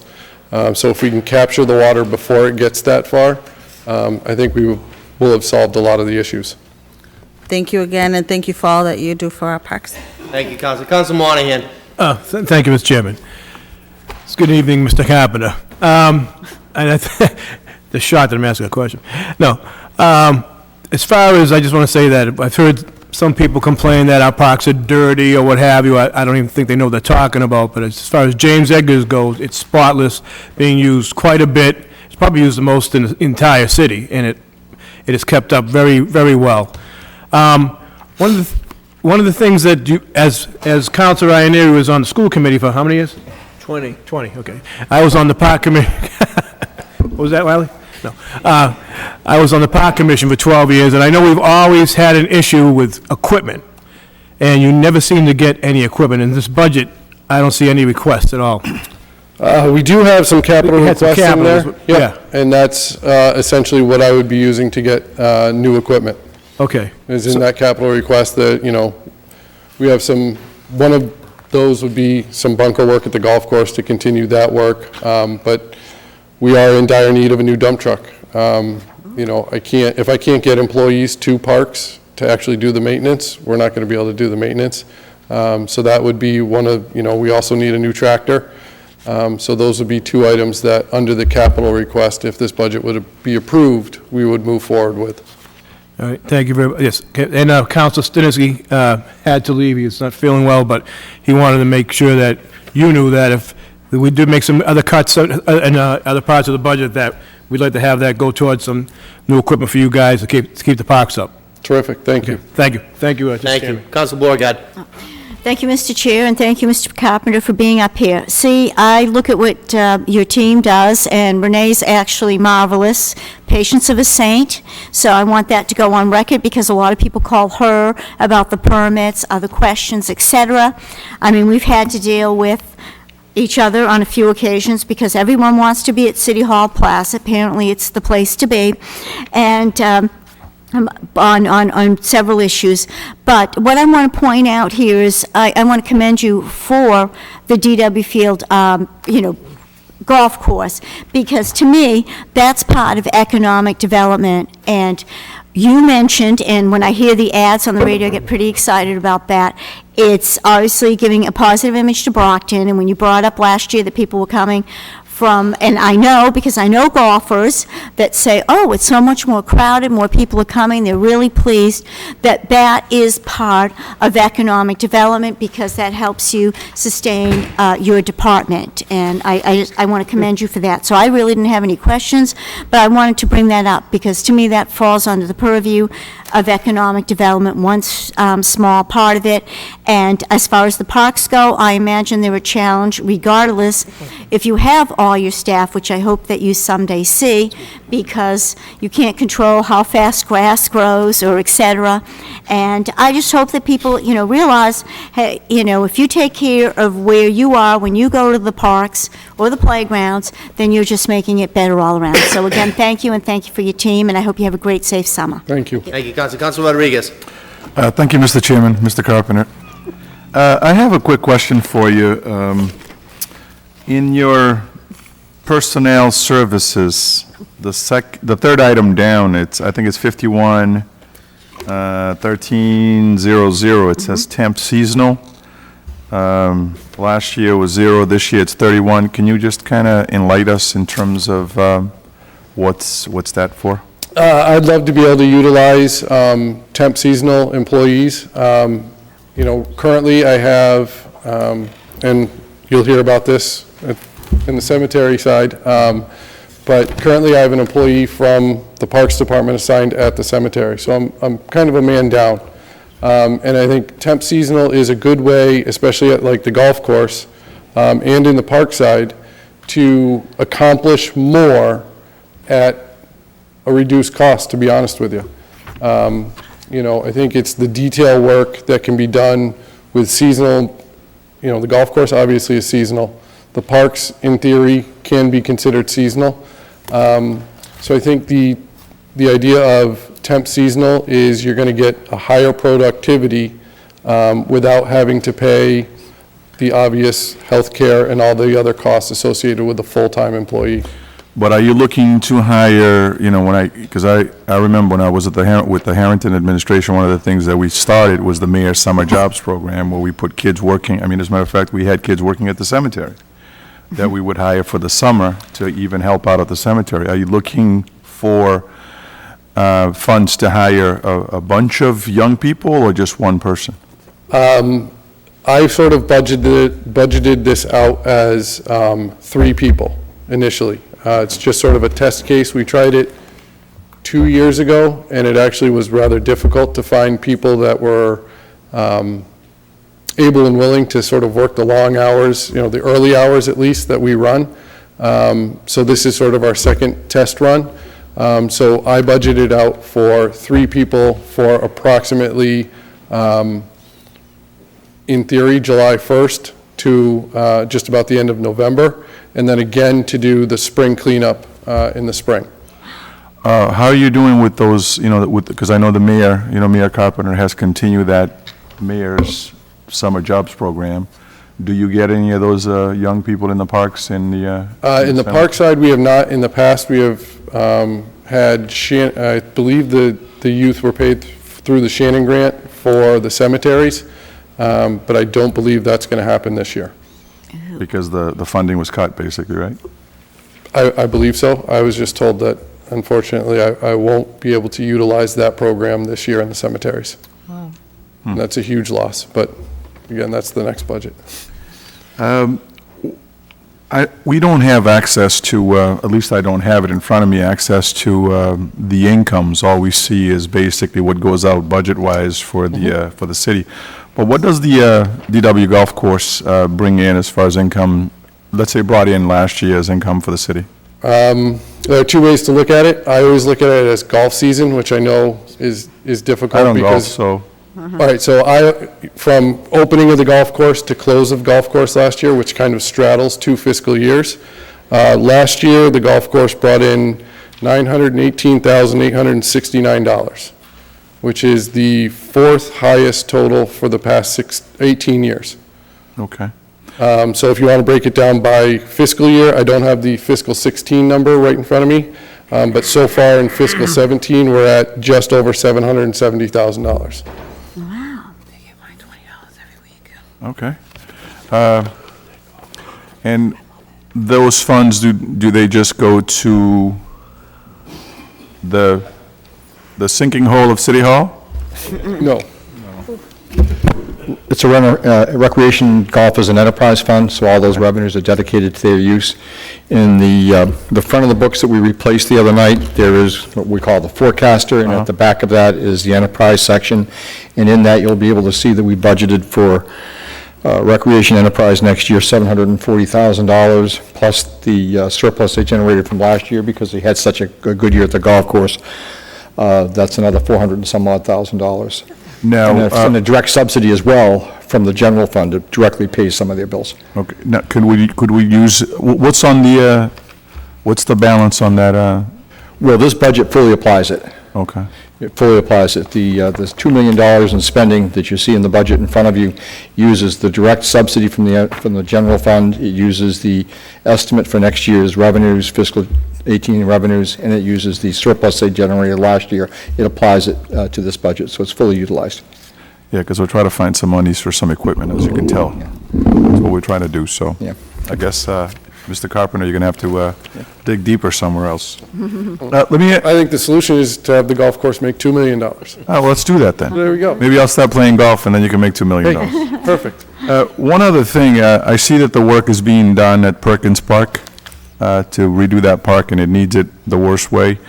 But do you have any money in your budget to remove a tree? A lot of the tree work that we can do, we do in-house. If not, we do have, the line item is park improvements, Yeah. so we can utilize that line item to... Is there any way you can look at that tree, the one in front of the statue itself? If you look at it, it has a sign attached to it. One, it looks pretty damaged, and two, it serves as a shading area for a lot of our, so-called guests at the park.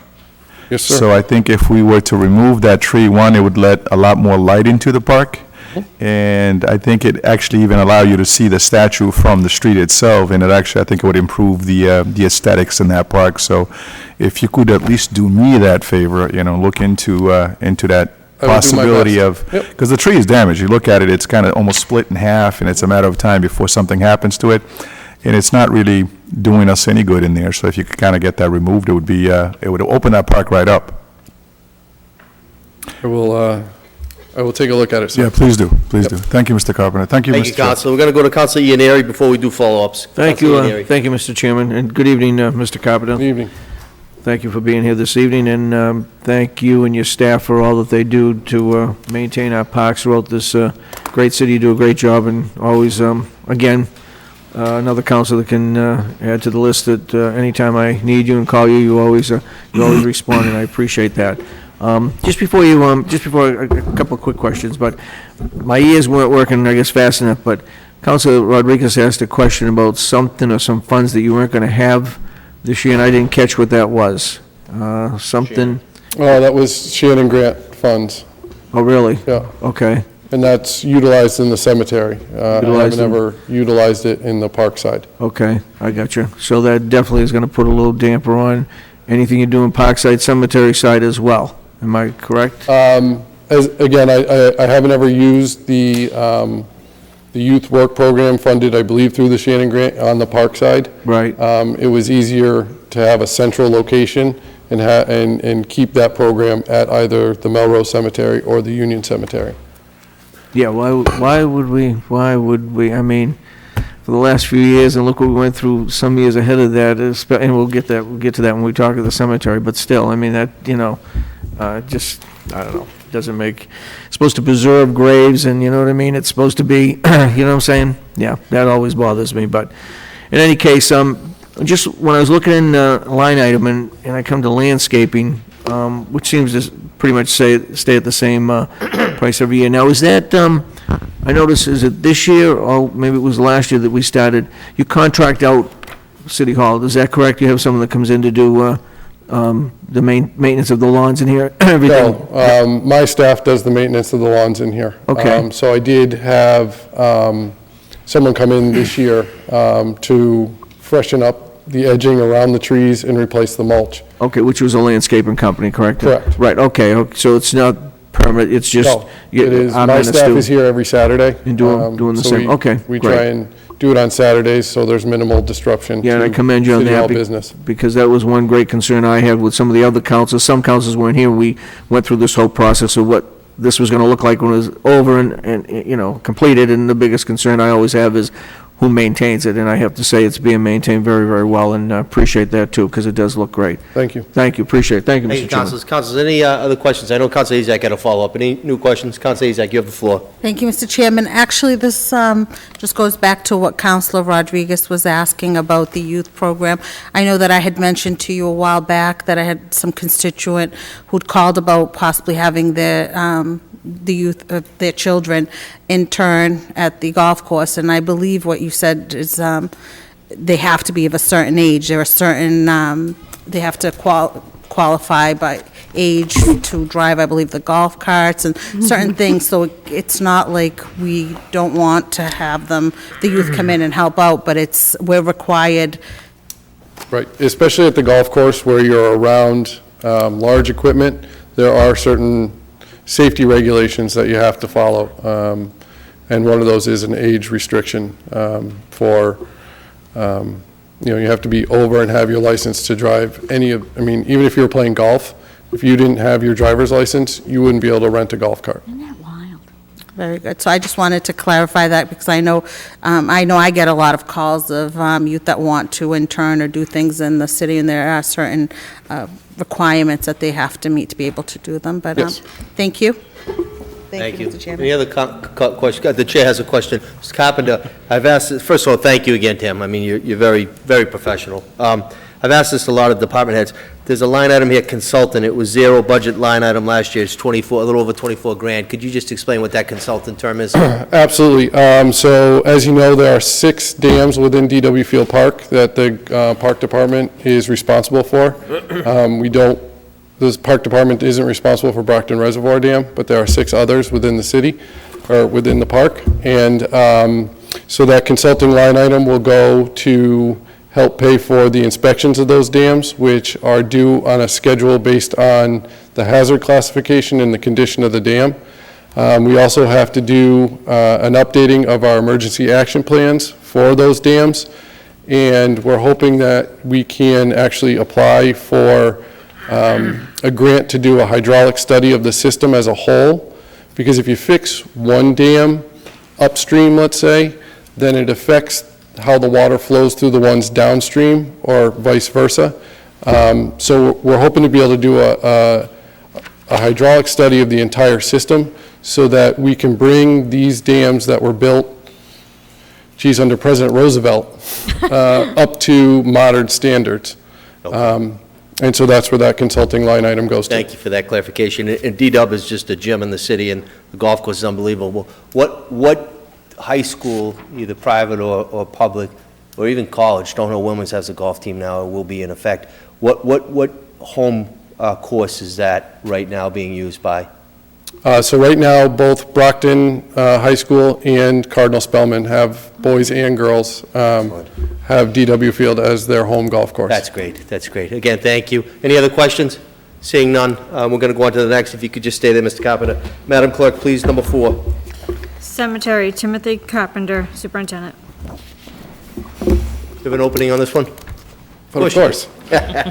I would like to take this time to thank the employees of the cemetery department. To be perfectly honest, this is not an easy job. They are oftentimes dealing with people in the grips of grief, and has always performed tasks with respect and diligence.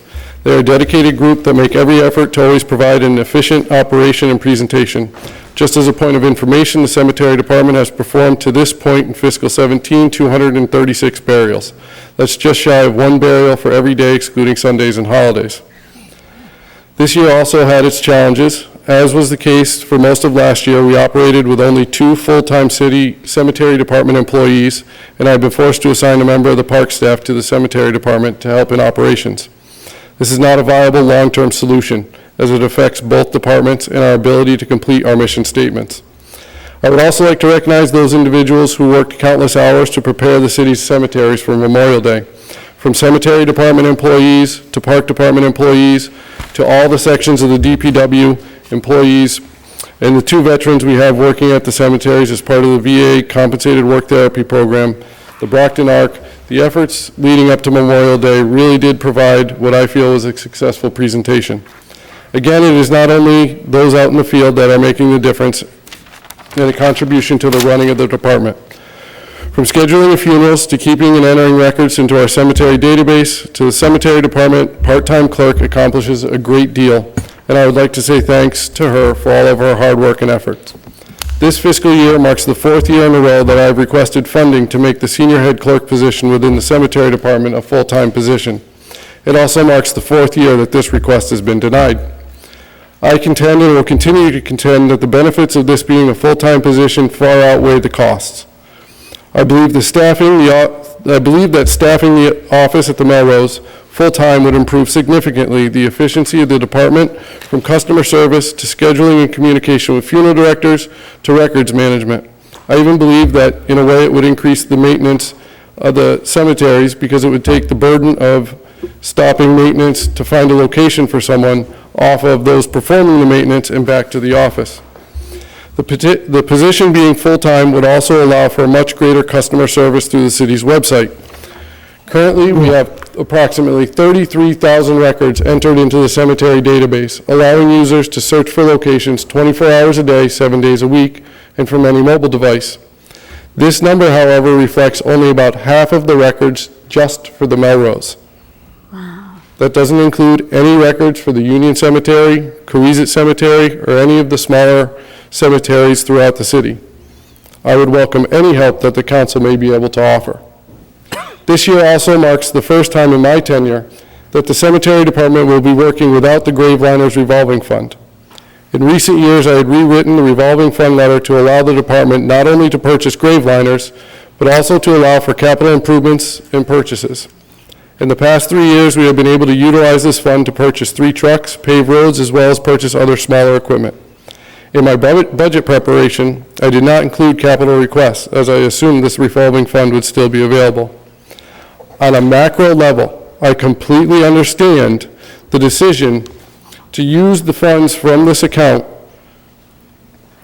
to offset the general fund's burden of operating the department. But I am here with this budget on a micro level, and the loss of the flexibility to make capital improvements without the need for an appropriation will be somewhat of an impediment to future plans. Thank you. I'm open for any questions. Thank you, Mr. Carpenter. Councilor Ianieri, followed by Farwell. Thank you, Mr. Chairman. And again, thank you, Mr. Carpenter, for being here, and thank you and the men and ladies that are involved within the cemetery and making sure that everything is taken care of on a day-to-day basis. Some people sometimes don't realize that cemeteries and burials, it's a day-to-day business. It's just like me selling a car. You know what I'm saying? It is what it is. And I'm a little disenchanted when I hear you again stand before us and ask for such a small request. But yet people come before me and want to ask me to make sure I can do whatever I can do to give $250,000 for overtime and plus for other departments, and I support that. This here, I think the city council should be supporting you in your request. And just in a second, I'm going to ask you to step aside, because I'm going to have the chief financial officer come up and stand in front of me, and I just want to know why we can't do what you're asking. Why? And I mean, I think it's very important, I really do. As we saw a few years back, we had difficulties, and it was under the Belzotti administration, that a couple times the cemetery was in a disarray for Memorial Day. I mean, people went there, and it was just in a disarray. When I had to go there and actually had to look for my great-grandmother's plaque in the ground, and I had to dig to see if I was at the right spot, it was disenchanting. Now, I'm a different type of human being. I guess it's my religion that makes me the way it is, because I believe in deceased. They're there. They are there. I put them there. We put them there. But when you're asking for something so simple, and even the undertakers, that's an old-fashioned name, but even the funeral directors are asking for this type of help too, and we can't do it, disenchants me. It really, really does. It really does. With everything else that we have going on in this city, this is just one simple little thing. It's not like you just said, I need $200,000 so I can pay that person more than what I'm making everybody else, because we're not doing that. So I guess I'm going to ask the chief financial officer to come up and maybe explain to why we can't work in the direction to do what your request is, and try to understand that, because I think councilors, I think he's put the plea out to us. I think we should be paying attention, and he's mentioned this to us several other times. And one thing I don't want to see is the cemetery, the maintenance of that go backwards. Melrose Cemetery is a gem to this city. Our soldiers are buried there.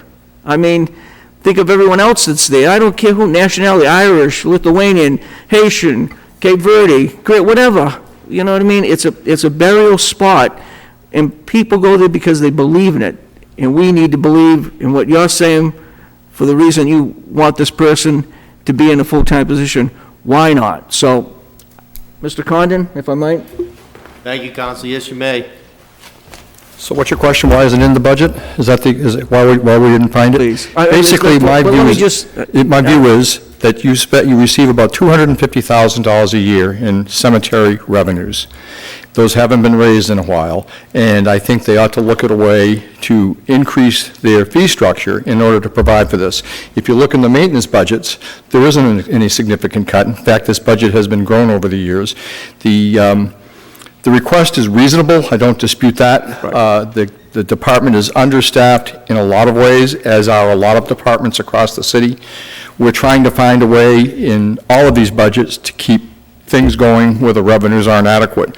I think that particular request could possibly be funded by the cemetery trustees deciding that they could get the revenues into the city through some examination of their fee structure. And if they're willing to do that, I'd be willing to recommend to the mayor that it be appropriated for that purpose. Is that your recommendation back to us? Yes. Okay. I mean, to look at it with the fee structure and... Yes, sir. And to raise it in that... Yeah, because there's way. several $100,000 a year, not counting health or pension, that is short from the cemetery fees to run the department. I don't expect it to be full cost recovery, but that's a pretty big difference. So what is our step to have that happen, that it gets back? Is it to the trustees? I think these hearings tonight, I think Tim's a pretty responsible manager. Exactly. He can talk to his trustees, and I want to say that publicly. He does a very good job with both departments. He's outstanding. But he doesn't set the revenue structure, so that's my recommendation. And I appreciate that, Mr. Condon, I really do. So I guess I swing back to you, Mr. Carpenter, and just in this, in a way that we can try to help resolve this with you, do you think that you can, at sometime like soon, talk to the trustees? I mean, I know the fee structure's not going to change overnight, but is there a way? I mean, I would think that we as a council would stand behind you for that. I can't foresee why we wouldn't, you know what I'm saying? I mean, if there needs to be a change in the fee structure. It absolutely can be a topic. I'm only speaking for myself, but if the others think that... It absolutely can be a topic at our next cemetery board Overnight. trustees Council, meeting. we could do that, but you're talking about $19,000. I mean, why couldn't we do that now when you're talking about a $401 Whatever we need to do. million budget? Yeah. 19 grand? Fee structure's not gonna, we don't have the ability to mandate them to change the fee. And if they do, it's gonna take a long time. Right. So it's silly to say, let's rely on the fee being increased, when the gentleman whose department is looking for a mere $19,000. Right. It's asinine. With that being said, I'm not going to follow up any further on it if there's some other councils have, comment to make about it, but I think we need to do something and to move in that direction to take care of it. So that's something that we'll definitely work on doing. Thank you, Mr. Chairman. Farwell, followed by Beauregard, please. I think I may have just found a typo, or maybe I haven't, but under 548100 gasoline, Mr. Carpenter, you requested $17,000, and the mayor is recommending $162,000. Is that a typo, or is it something that... Let me, however you want me to, I can, all right. That's where it's just a placeholder. The Graveliner appropriation for the balance of that Graveliner fund went to the goods and services line. We just tucked it in there because he's able to move it for wherever he wants to. I'm sure he'll be buying Graveliners with it and other supplies as well. So that was the purpose of that. So, in other words, it'll be used for something else, even though it's under gasoline? Yes, it just went in there. In addition, I mean, truthfully, if the council's desire, and he's the department head, if his indication is, let's move it to the personal services section, that's something I'd be willing to look at as well. All this talk about cemeteries is enough for me, so I want to move on. I'm a little too close to the date. You're The killing me, expiration date's Council approaching.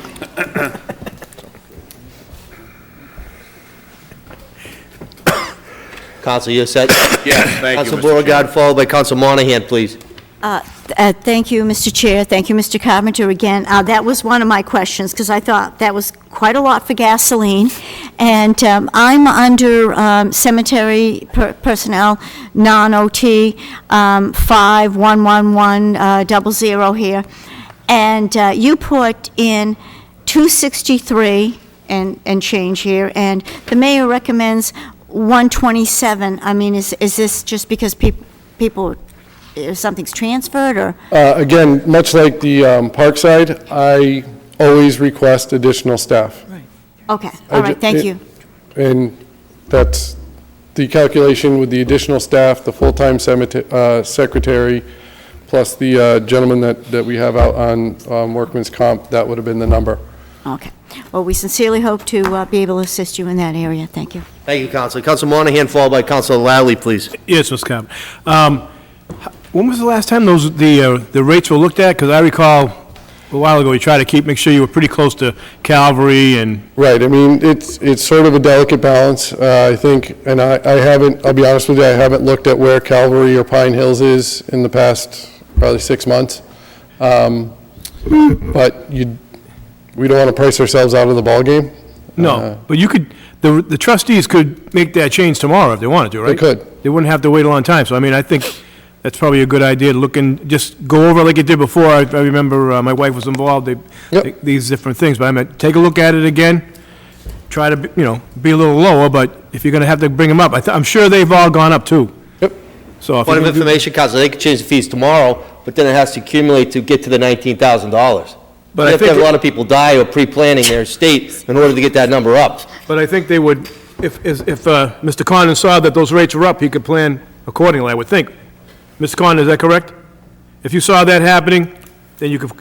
Well, we can find a way between now and the time we set the tax rate to make certain that the staffing is addressed, yeah. Okay, all right, okay.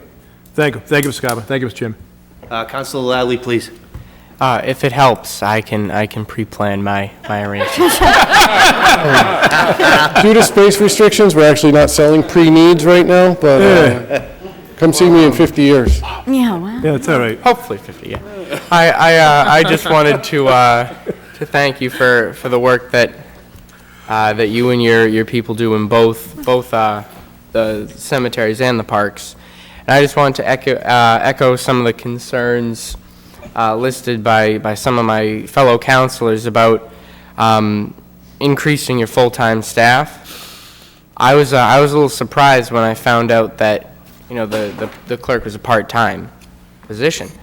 I feel that we could get a lot more done and really have a smoother operation with a full-time option. And I don't want to speak for anyone else, but however it needs to happen, whatever avenue you choose to go down, I do feel that the council stands with you on that. Thank you. Thank you. Thank you, Counselor. Counselor Rodriguez, please. Thank you, Mr. Chairman. Mr. Carpenter, I think believe it or not, I think the rates are fine. A lot of us are heading towards that end anyway, so I think we ought to keep the rates down because it's costly. A lot of us that deal with, and I'm being serious about this, it's about $2,000 or so, about $1,100 or so to open the grave and another $1,000 something for the site itself. And when you're dealing with poor folks in our communities, hardworking people who sometimes don't have life insurance because you tend to think that you're young and you don't need all of that stuff. And I deal with a lot of families who run into the issues of not being able to bury their loved ones with the dignity that they should because of the cost associated with that. So, and I'm going to second what our council president said.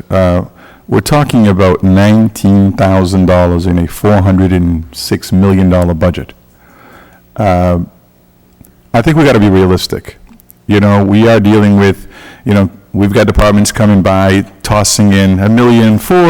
It's not $1.4 million, it's $1.5 million. It's $1.2 million, maybe it's $1.3 million. But yet somehow you've got an organization that brings revenue into the city, although it does. It produces revenue. We've got other departments that actually don't do anything in terms of revenue bringing into the community, but we're not discussing those.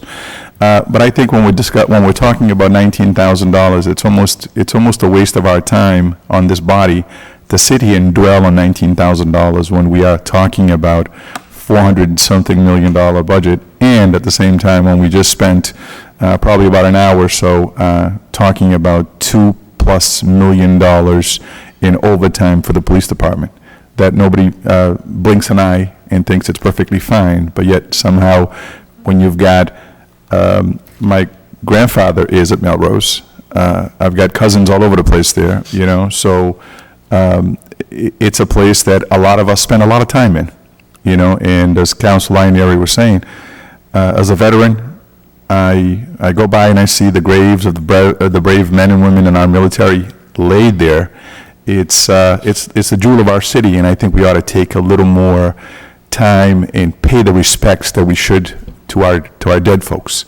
And I cannot believe that we're sitting here still talking about $19,000. So to echo the left side of the room, I think you need to move that forward and basically do what we did last year with the Council on Aging and bring that forward so we can kind of take care of this once and for all and call it a day.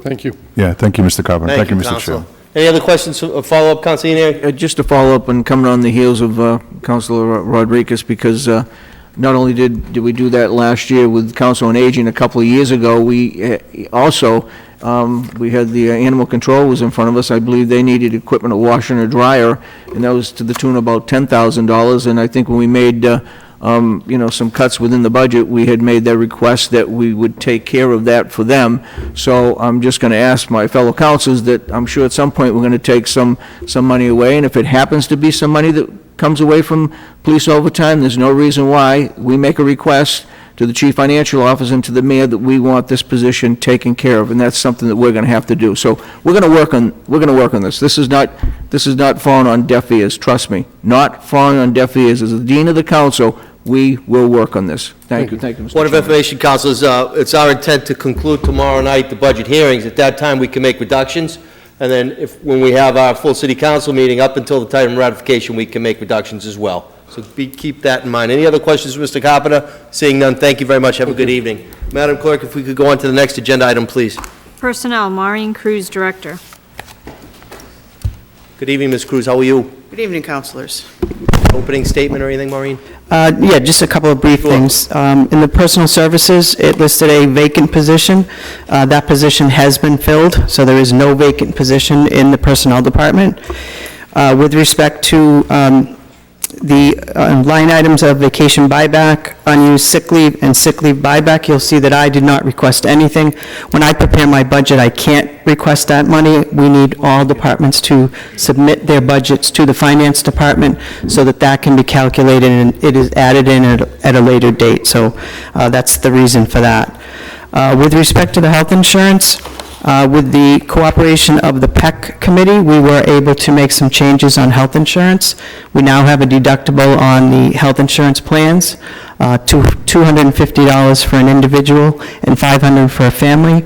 We estimate that that will save the city $2 to $3 million in the first year. So that is a big savings, and that was able to help keep the premium rates down, the funding rates for this fiscal year.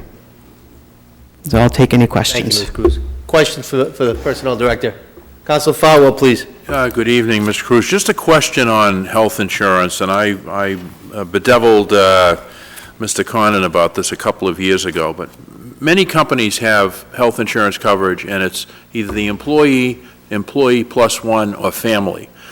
We don't have that middle stage, employee plus one. So basically, a couple would be paying the same rate as a family of 4, 5, 6.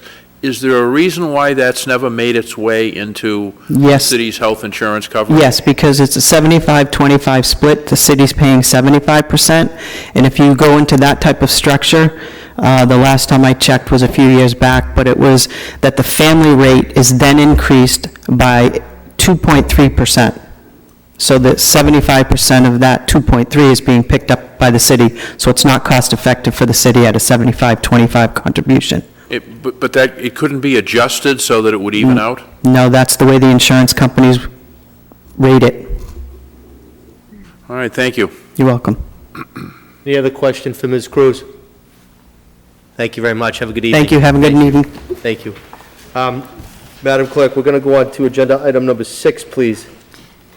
Southeastern Regional School, Luis Lopez, Superintendent. Council's point of information, I received an email at 5:30 tonight from Superintendent Lopes. Unfortunately, he can't join us tonight. He's up at Berkshire Community College. There's a meeting up there, Secretary of Education and the Community College presidents. He did say he's ready, willing, and able to come back at a later date if we have any discussions. He sent a representative here. Also, we're joined by, of course, Mark Lindy and Tony Branch, the Brockton representatives for Southeastern Regional, and I want to thank Mr. Lindy personally for working in his other endeavor to make sure that the cable access is live. Sir, if you could just state your name for the record, please. Yes, my name is Mark Morris. I'm the School Business Administrator for Southeastern Regional. And again, I'd like to pass on Superintendent Lopez's apologies for not being able to be here tonight. Thank you for being here tonight, Mr. Morris. Thank you. Do you have an opening statement? Yes, I would like to first start by saying to the council and to the chair, thank you for having us here again this evening to present the budget, what we have here at Southeastern. Also, is it okay if I reach out to Mrs. Beauregard for a second? Sure. I know earlier you mentioned business cards, maybe for the police department. That's something that Southeastern would be more than happy to help the city at any time. Again, we have printing capabilities at the school, things of that nature. And Southeastern is more than happy to help out the communities we service. So please don't ever forget that Southeastern's there, and we can help out in any way we can. Thank you. Thank you, Please thank you just reach very out much. to us. Thank you for that. We're more than happy to. That being said, I'd also like to echo that last night was our graduation, where we graduated 321 seniors, our largest graduation class to date.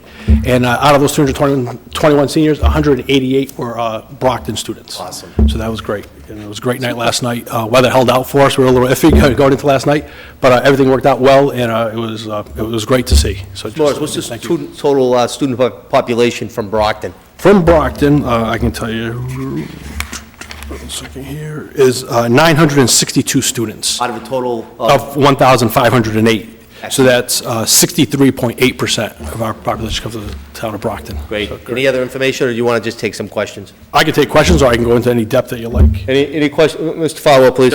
This is just a comment. We don't give Southeastern Regional enough publicity. What it does for the students that come from Brockton is extraordinary. And I've often said I think you've got a better chance of getting a high-paying job when you graduate from Southeastern Regional than you do some colleges, simply because the trades, the job market is there. So my children happen to go to Brockton schools, but I just want you to know you're appreciated. We don't say this often enough, and tonight's an opportunity just to let you and the staff know that. Councilor, thank you. Ms. Beauregard, please. Thank you. Thank you, Mr. Chair. And again, thank you for coming this evening. No, I want to highlight again the asset of your institution of learning. And fortunately, some of us were lucky enough to attend an event that you did, it'll be a year ago now. And you had Congressman Kennedy come to highlight the schools of technology and what you're doing with the STEM program. And we were in your new library, and we were just extremely impressed with the presentation, the opportunities that you provide, both for the students and for the communities. Oh no, we've seen the work of your students, and we hope to see some more. And thank you very much for that offer. Thank you, Councilor. Appreciate it. Any other questions? I just want to make a public comment. This is actually, I think, the first budget that Wayne McAllister wasn't here.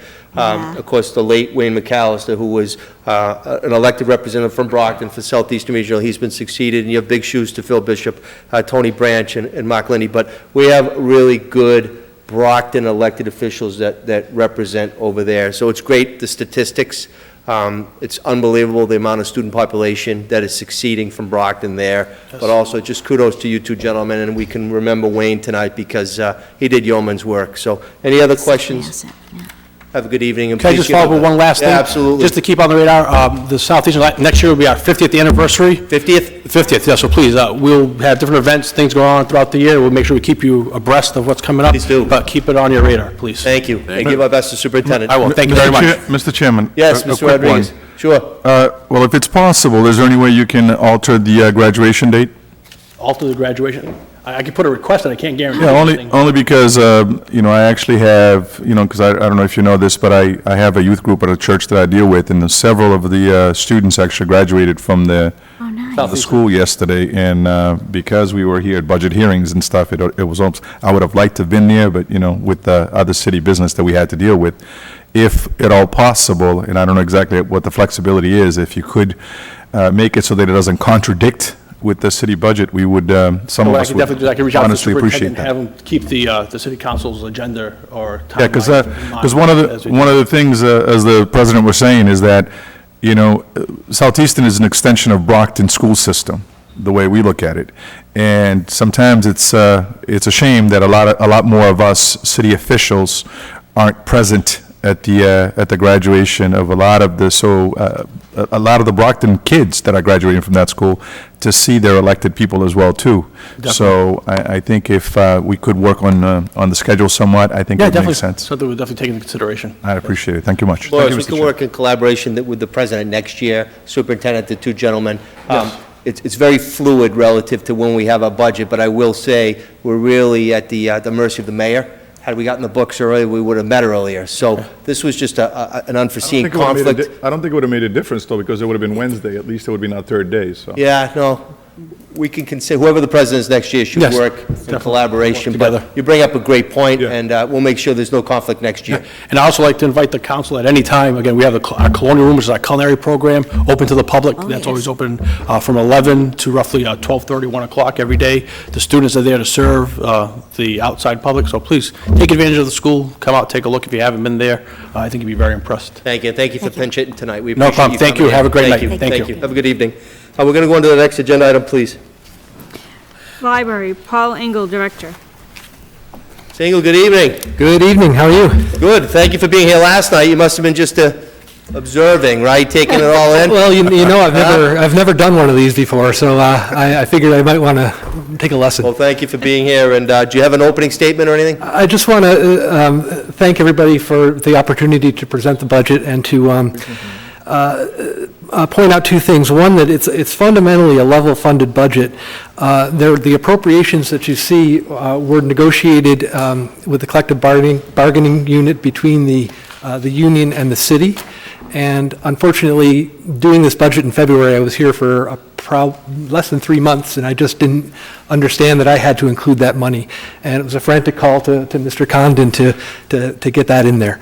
The other thing I want to make a point to is that the mayor's recommended 2018 budget exceeds the state minimum appropriation requirement established by the Massachusetts Board of Library Commissioners.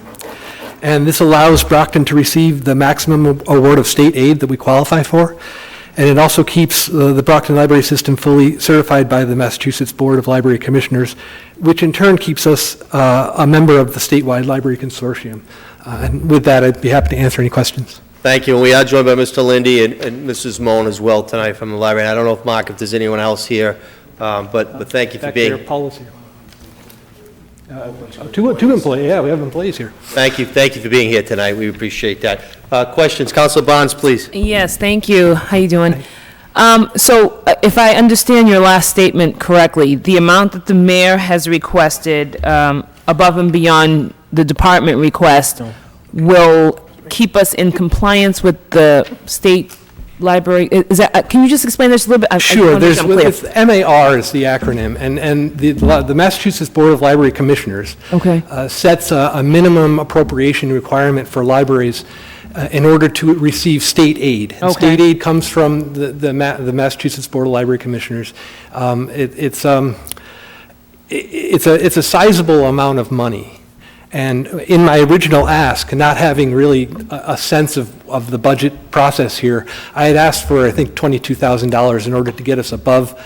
We were about that short of the budget that I had was about that much short. It just turned out that with the collective bargaining unit, that put us over the top. I see. And so my request was moot at that point. But it's essential that we receive that money. That money can be used for anything. We can use it for a new boiler at West, which we desperately need, or for renovation projects and things like that. So in this one, his request would be the one that you're asking that we consider? Yes. Okay, I understand. Thank you, sir. Thank you, Councilor. Councilor Azak, please. Thank you, Mr. Chairman. Good evening. Good evening.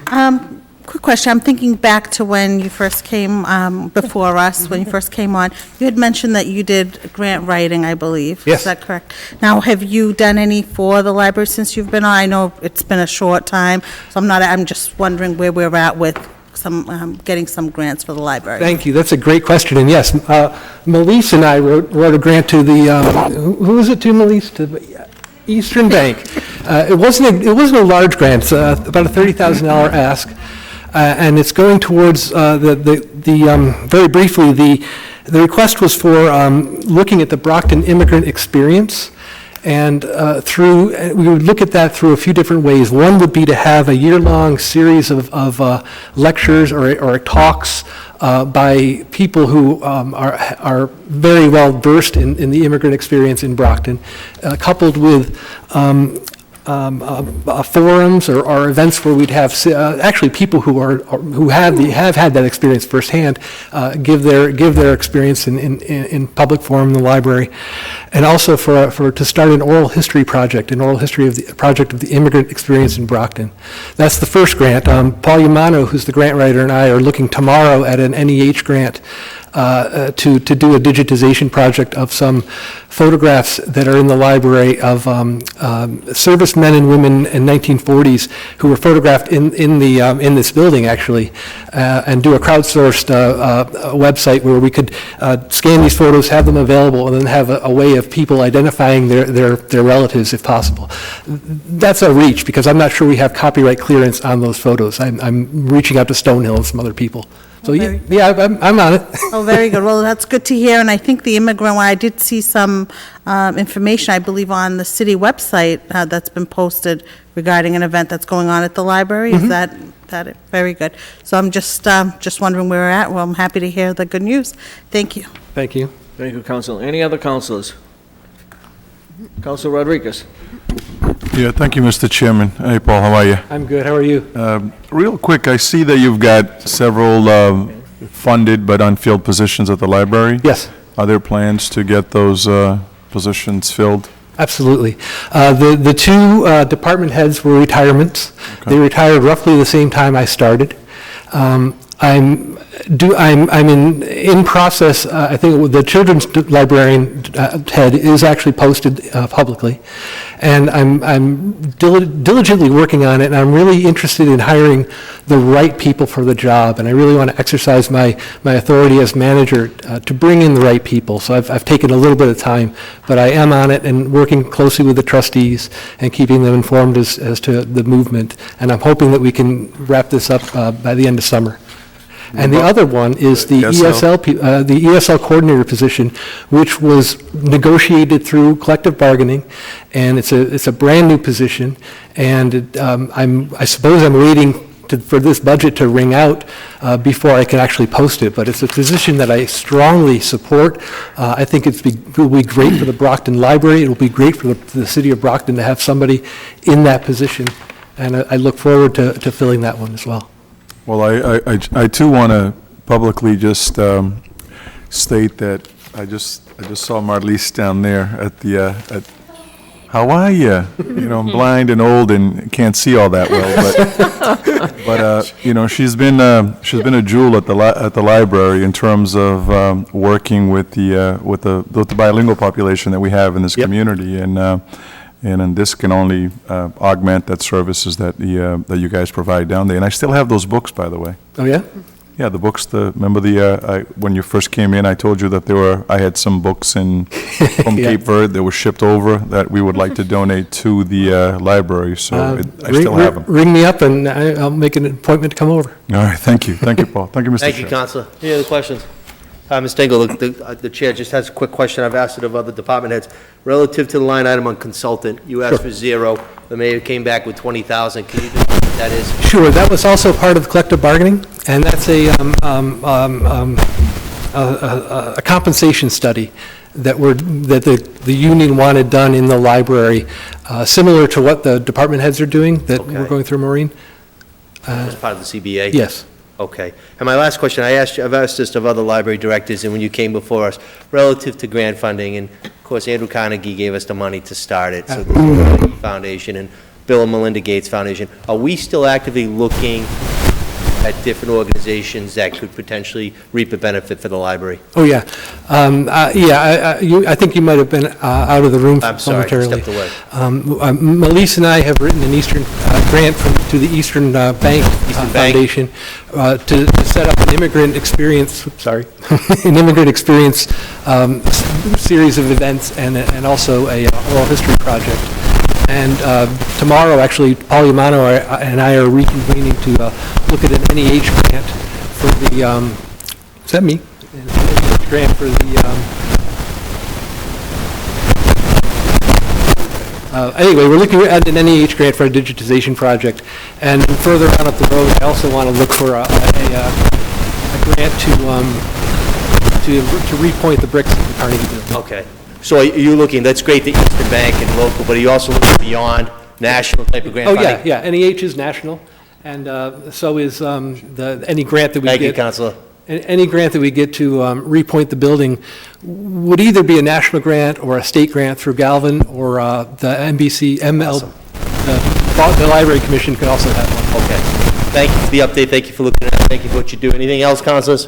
No. Thank you. Have a good evening. Thank you. Councilors, I'm going to ask that we take number 15 out of order. I was requested by the Commissioner, and I, of course, accepted his offer. If we could go to 15, then we'll go back to 8. Number 15, please. DPW Engineering, Howard Newton Superintendent. Councilors, DPW Engineering, please. Mr. Newton, good evening. How are you? I'm well. How many years has it been, Howard? Years or budgets? Budgets. We'll go with budgets. 32 budgets. 32 budgets. 58 years. 58 years. Wait a second. We got to do this. Thank you. Thank you for your service. Before I take questions, I'd like to just take a moment to introduce you to our new city engineer, Chike Odanukwe. Yes. Excellent. He's been on board since December, and next year probably you'll be asking him questions. I'll still be here, hopefully, but you can ask him questions next year. Oh, excellent. Oh, well, welcome, sir. Welcome. Thank you for being here. And with that, I'll take any questions you may have. Councilors, Basically, we've got a level-funded budget. Level funded. Any questions for Mr. Newton? None? Question? Give him a break. Councilor Ianary has a question. Just one question, because as I look through the budget, and if I'm not mistaken, when I see paper streets, isn't that Yes. the money that we utilize when we want to have a street accepted?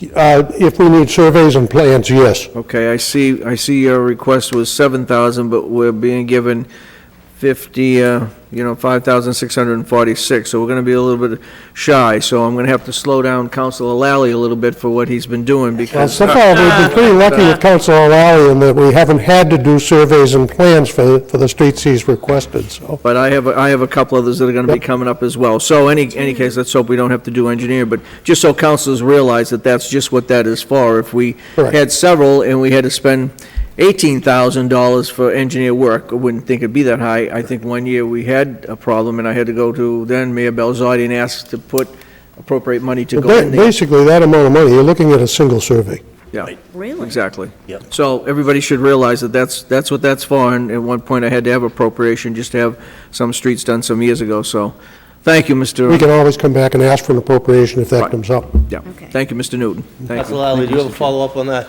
Yes. Go ahead, please. I just wanted to ask, off the top of your head or anything, is there some way to measure, like, I know in a conversation we had before, you mentioned that streets after a certain year, you don't need to survey, or you usually don't need to survey? Streets that were approved under subdivision control and for which plans are already recorded at the registry, we do not have to do a survey. And we do not have to draw a new plan. We can refer to what's already recorded. I don't like that, but we had a legal ruling on it that we are allowed to do that. Well, And that's where we've saved money. Yeah. If we need more to do surveys, we will, I'm confident we will address it, because when it comes to the condition of the streets in the city, I don't think any of us can afford to slow down, so, well, thank you for what you're doing. That was pretty good, Council. Slow down, streets, I like that. Election. That's a young brain right there. That was quick. That was good. Anything else? Mr. Newton, thank you. Have a good evening. Thank you, Councilors. If we could go back to That's what number gets us sitting 8, back please. next to me for 2 terms. DPW Commissioner Larry Rowley, Commissioner. Good evening, Mr. Rowley. How are you? I'm fine, how are you? Good. Thanks for being here tonight. Do you have an opening, Larry? Or If I could just back up a little bit with our new city engineer, he's a welcome addition to our DPW team. He's well-rounded in water, sewer, drain, wetlands, transportation. He's a welcome addition to the DPW. Love working with him. He's done a lot since he's been here. And with that, we have 7 budgets to go through, so I'll answer any questions, but if there's something in here that I think I should bring up to you, I will. Thank you. So, as far as my budget, it's pretty much level funded, from last year. So with that, I'll take any Any questions questions on to the mine. commissioner about his specific, Councilor Lally? Not so much of a question, but I would be remiss if I did not take a minute to thank the DPW, you and your team, for all the work, not only to the city but to Ward 6. Whenever a constituent or I've called and reached out to the DPW, the response has been tremendous, and the problem has been solved in a effective way that does not create another problem, like I know sometimes has. But I just wanted to thank you. Well, thank you, Counselor. I'm here for you. Oh, good answer, good answer. To make life a lot easier for you. Councilor Ianieri, So, Thank you, Mr. Chairman. Good evening, Commissioner, how are you? I'm fine, And Counselor. I'm just How are going to you? come off of the heels of my counsel from Ward 6, because I, too, wholeheartedly thank you for everything that you do to work with me in my ward and Ward 3, and all that we've done together in the last few years when I've asked for a few different things to be done, and you and I agree on, when we do get that up, that offering to, you can have a street or two done, and we always come together and see it the same way. I appreciate that, and so don't the people. I know they do. And so, keep up the good work, because it's a great team down there. They do tremendous. Did great when we had a difficult winter of a couple of years ago. I mean, even this year, it was somewhat of a winter, but not what we had before. But still, I appreciate that. There's one person I truly love seeing and hearing every morning is when that street sweeper comes by. He just, it's tremendous what he does, really. I just saw him just this morning, passed him on Warren Avenue, he gives me the toot of the horn, and he's out there all the time, everywhere, from one end of the Excuse city me, to the did other. he say every morning? Is he down the I feel- street every I feel morning? robbed. We Oh, want I, that yeah, but aspect. I Did you sell travel him a every- car or yeah. something? What the heck's going on? Don't worry, he's not getting any more than you, so don't worry about it. To touch base, it's a different budget, but we have swept the city already. We swept it once. Now we're getting into it again with our personnel. And then we'll bring in hired in the fall for the leaf cleanup. But he's out there in other times, too. You know what I mean? Yes. He's out there, yeah. Yes. Yeah, that's what I'm Well, trying to say. thank you. And I have a great staff. I really do. They're kind of like me. They're anal. They want to do a good job. So, thank you. It's a reflection on me and everybody else. So, they do a wonderful job, from my clerks right out to the guys in the street. So, thank you. Thank you. You're Thank done, you, Mr. Councilor. Chairman. Councilor Rodriguez, please. Yeah, thank you, Mr. Chairman. Mr. Commissioner, Yes. as I've said in the past, you're a breath of fresh air in this department in terms of at least your willingness to answer the calls and step up and do what we should all be doing to help our community out. I have the $4 million question for you. When can we expect to see some work being done on the street lighting? Oh, I'm glad you asked. I'm glad I asked. It's all been procured, it's all out, we're just waiting for material to come in now. I'm thinking, I'm being told material's not gonna start to be delivered next week. Oh, good. So I'm thinking sometime in July. And how long do you think it's going to take to get the entire city done? They're telling me 4 months, but we did get, under the bid, it was Daigle Electric, which does all our street lighting now, so they're very familiar with the city. I think it's going to be a lot sooner. It depends on how many crews they bring in. Okay.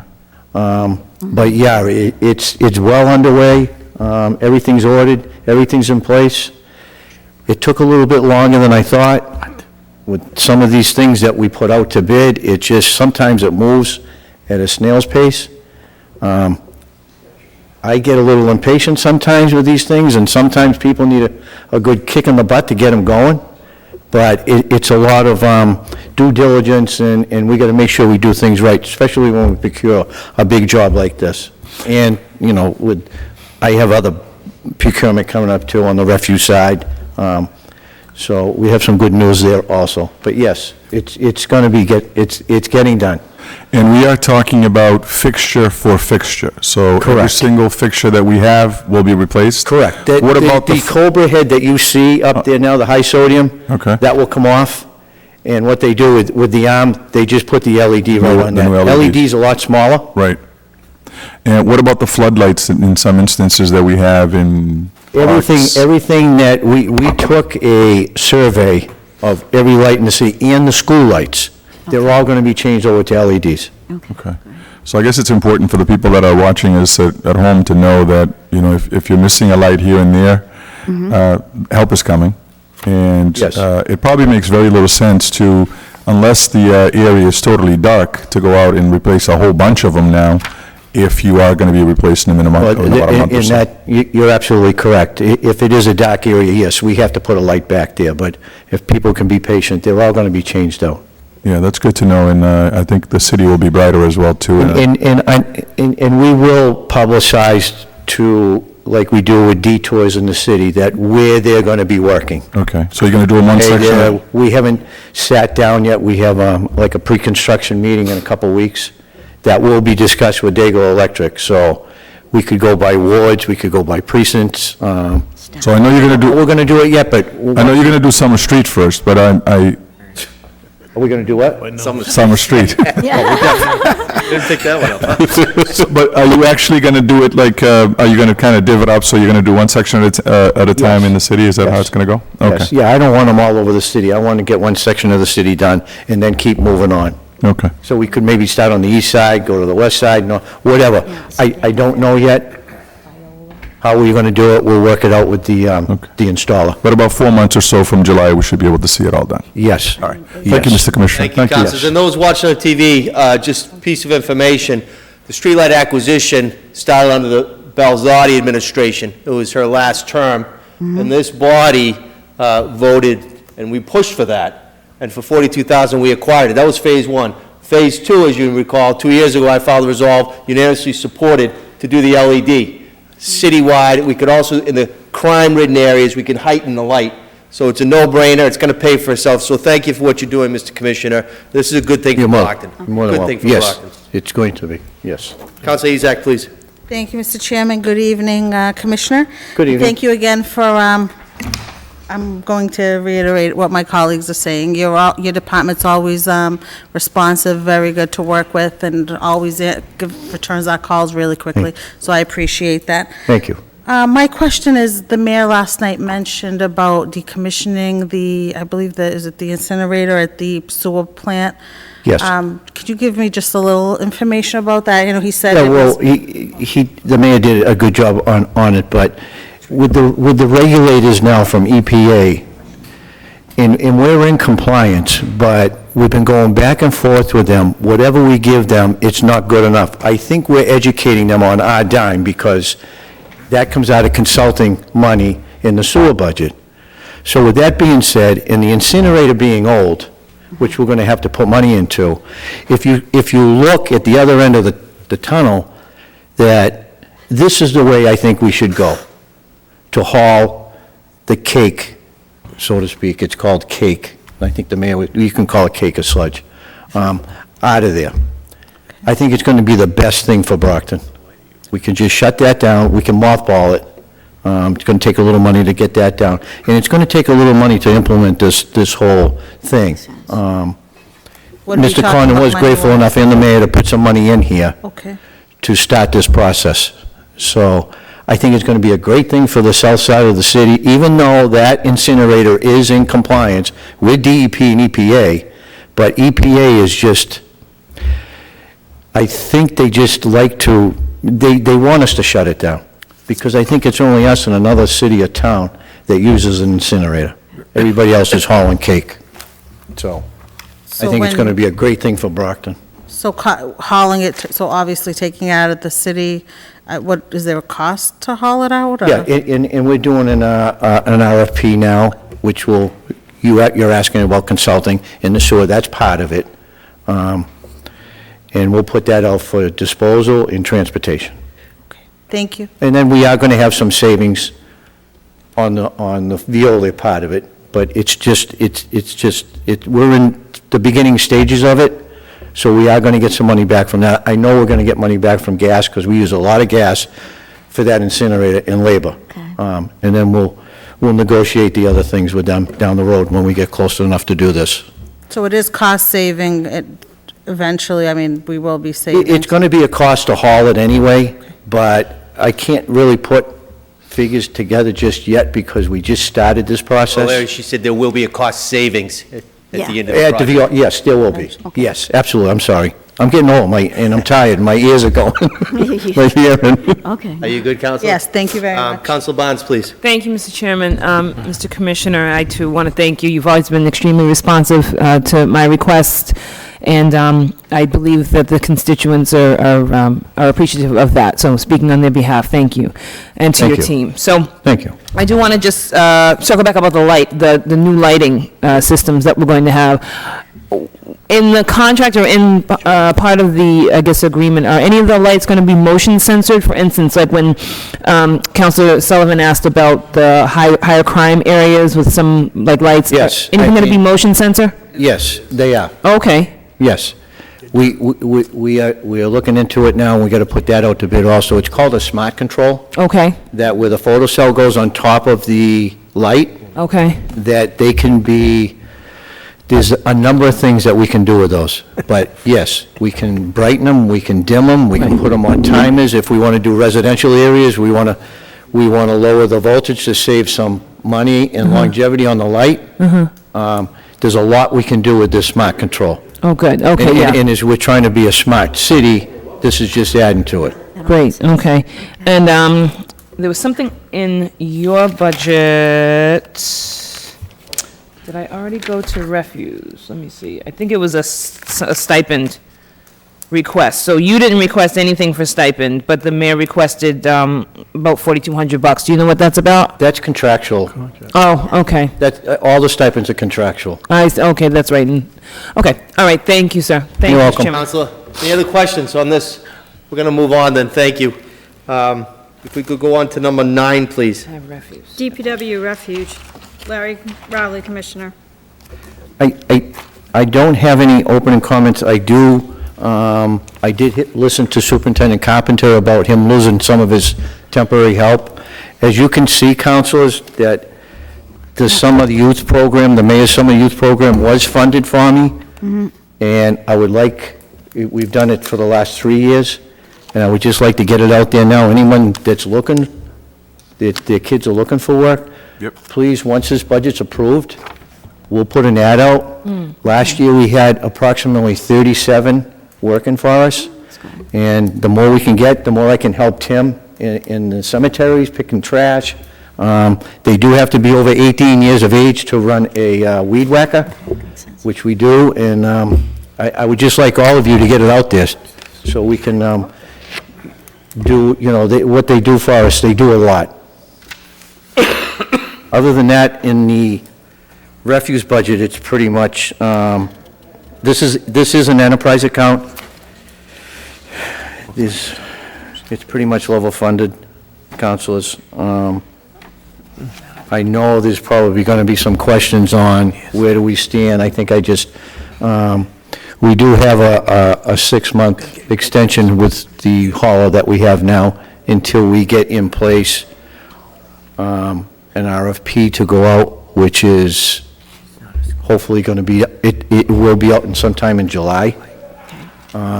Because there were a number of changes, and I believe anybody here on the ordinance heard all the changes, and Council Azak, you've been a great help with this for us, so thank you. So I'll answer any questions on this. Councilor Lally, followed by Councilor Barnes, please. On the summer work, what's the end age limit on that? You could work for us, Counselor, if you want. We suggested that. Work. We don't, He just hasn't picked up a tab yet. Oh, that's not true. Not true. That's I didn't hear that. Well, I deny that. Well, I haven't bought you drinks. That's the legal reason. Okay. Exactly. And a question, a more serious question. And this is more just to let the people know who are watching. The tall recycling bins. Yes, that's part of the RFP that's going out, and yes, you will see some different totes as of January of 18. You'll see one for recyclables, and you'll see one for the solid waste. So we can With see lids. Yes. like you see in some of the other, the surrounding Yes, towns? they'll have lids and they'll have wheels, so you can wheel them right out to the curbs. All right, thank you. You're welcome. I think I was, Thank you, Council. Council Barnes, please. I was next. So thank you, Mr. Chairman. I just have a question, I think for Mr. Sullivan. Okay, so Republic, is that's, I kind of got a crash course education with them this past couple of weeks about, I guess, their policies or something, but what is our deal with them? Like, I guess I want to find out, like, what is our relationship with them? Are they the ones that have the extension of the 6 months, or? Yes, Council of Republic Services empties the trash for Brockton, the trash, recycling, yard waste, everything. They're our hauler, and they are the ones we get a 6-month extension with. The RFP, who knows, you know, depending on the best bid, it could be Waste Management, it could be Republic, it could be Capital, it could be Easy Disposal. We don't know yet, because it has not gone out and come back and... Okay, so for my neighborhood, my area, our traditional day, you know, barring there's no holidays or anything, it's a Wednesday. So yesterday was my trash day. So I put my trash out, and the truck that comes by to pick up my regular bucket trash, is that truck are they Republic people? Yes, they are. Okay, so now here's my question. So a couple weeks ago, somebody threw a mattress over my fence into my yard. Me. I knew it. I knew it. You were going to get a visit on police overtime. They were coming to get you. So somebody threw a mattress over my fence. So I had to like haul it out of the yard and put it out for trash. Unfortunately, it was a Wednesday morning, so I was like, great, you know, it'll be out there. It's not in violation. It's just one kind of thing. They left it there. So they removed my regular trash, left that mattress there. When I called City Hall, they were like, oh, you have to call Republic specifically, and she gave me the number. I did it. Come to find out, well, now, see, this is my question. So that's why I was asking if there was a different kind of relationship, because to pick up that one thing, I needed to have made an appointment in advance of my regular trash day to come pick that thing up. And it stayed there because it was over the holiday, the Memorial Day holiday. I had to wait a week and a day, and they still didn't get it that next time. I had to call again, and they had to come and send somebody out. Well, I apologize for that, Counselor. If that happens, you can call us. On a mattress, you will have to be calling that in soon. It's a special pickup. As you know, they have the trucks have one man in them normally. Just a regular trash truck has one driver, and he's the dumper and the driver. So with large items like mattresses and sleep sofas and things like that, it's a 2-man. Oh, okay. So they have chase trucks that come around. There's usually a box truck, or they'll wait till the end of the route. The driver will write it down. The end of the day, they'll go knock it out with 2 guys. Okay. You know, when they have large items like that. Okay. And especially with TVs and things like that as well, those are a special waste that has to go to a special company. It's a hazardous waste. Okay. So that has to be picked up separately. They're not going to go up and down every street looking for it. So you call, you make the appointment, and they come out. Okay. But if you made the appointment and for some reason it didn't get picked up, that's something we want to know. That's something I definitely want to know. Okay. Because we want to know why that was not picked up. Okay. If it was out there curbside and called in, it should have been picked up. And I would get with the Republic Services, the foreman over there, and find out where the ball got dropped. Eventually, it did. It was picked up like the next day. So it was out there for like 8 days. I looked like a poor neighbor to my neighbors. My neighbors and stuff. But so, and now, with that said, now I have a question. So with advertising, I see on here for advertising, it's a decent amount of money in here for advertising. Would that be something that maybe we can get out and letting kind of people know what the rules and things? Because like I said, I got a crash course in kind of how to do it, and it might discourage folks if they have big items out. Because you see that all over the place, and then they end up staying there, and then people don't care, and then they get, I don't know, they get sloppy with it. Is that something we can maybe start to do? The current contract that we have provides for 1 mailing a year. It's the one that goes out in September, and it's the trash calendar. It explains the rules. It's a large fold-out one. but it also has a calendar in there. That's part of the contract. It's not part of that advertising fund we're talking about. The advertising is mostly for, say, Hazardous Waste Day, or if we need to put an ad in the, in the Enterprise for something, maybe for a bid, something like that. That's what advertising, that little line that we have in there. Oh, okay, okay. Okay. And there was something else too, recycling. How are we doing, I guess, as a city with recycling? I mean, we're trying to move closer to, a greener community, and, recycling is a big cornerstone in that. Are we kind of being compliant? Are people? We're about 30%. That's an F. No, it isn't. No. 30% of our solid waste gets recyclable. For a city, that's good. Oh, I thought you meant 30% of, like, the population uses the bin. 30% of our tonnage is recycled. Are we keeping you up, Counselor? Talking to me? I'm sorry, what? Yeah, 30% of our tonnage is recycled. So you have what you would call garbage, which we call solid waste. You have recycling. You have paper, you have bottles and cans, different plastic. kinds of recycling, scrap appliances, yard waste. We have different categories. But of what Brockton produces, 30% of what we produce in waste residentially is recycled. Okay. And notwithstanding the whole mattress thing, again, that was an oddity that doesn't happen all the time. I do have to say, and I think I said this before, your guys on the truck that come down my little street, I think they know that sometimes I forget to put my trash out, and I've seen them kind of come up a little bit further. They see my barrels a little bit further in the yard, and they come and they get them. So I do appreciate that, and I appreciate your truck guys, coming, and they're quick and they're good, and they usually mostly take everything, like, all the time, except that mattress thing. But we figured that out. But thank you so much, and that's good to hear. Thanks. it's a dirty job when somebody has to do it. That's right. I'll be here all night, ladies and gentlemen. Got a lot of comedy tonight, don't we, huh? Try the view. Can't wait for Friday night. I think we're all getting tired. Zach, followed by Rodriguez, please. Be quick about it. Thank you, Mr. Chairman. I just wanted to actually comment on the, and just say that your commissioner and Pat and the mayor have worked really hard to get the best information for this, for changing, going towards this single stream, whether it's recycling and getting the bins, just like all the surrounding towns and cities. I know you've worked really hard on it. I know Pat and I have been talking for years about this. So we look forward, and hopefully, I know we have the summer for it to go out to bid, and I know you will make the best choice for the city and for our constituents.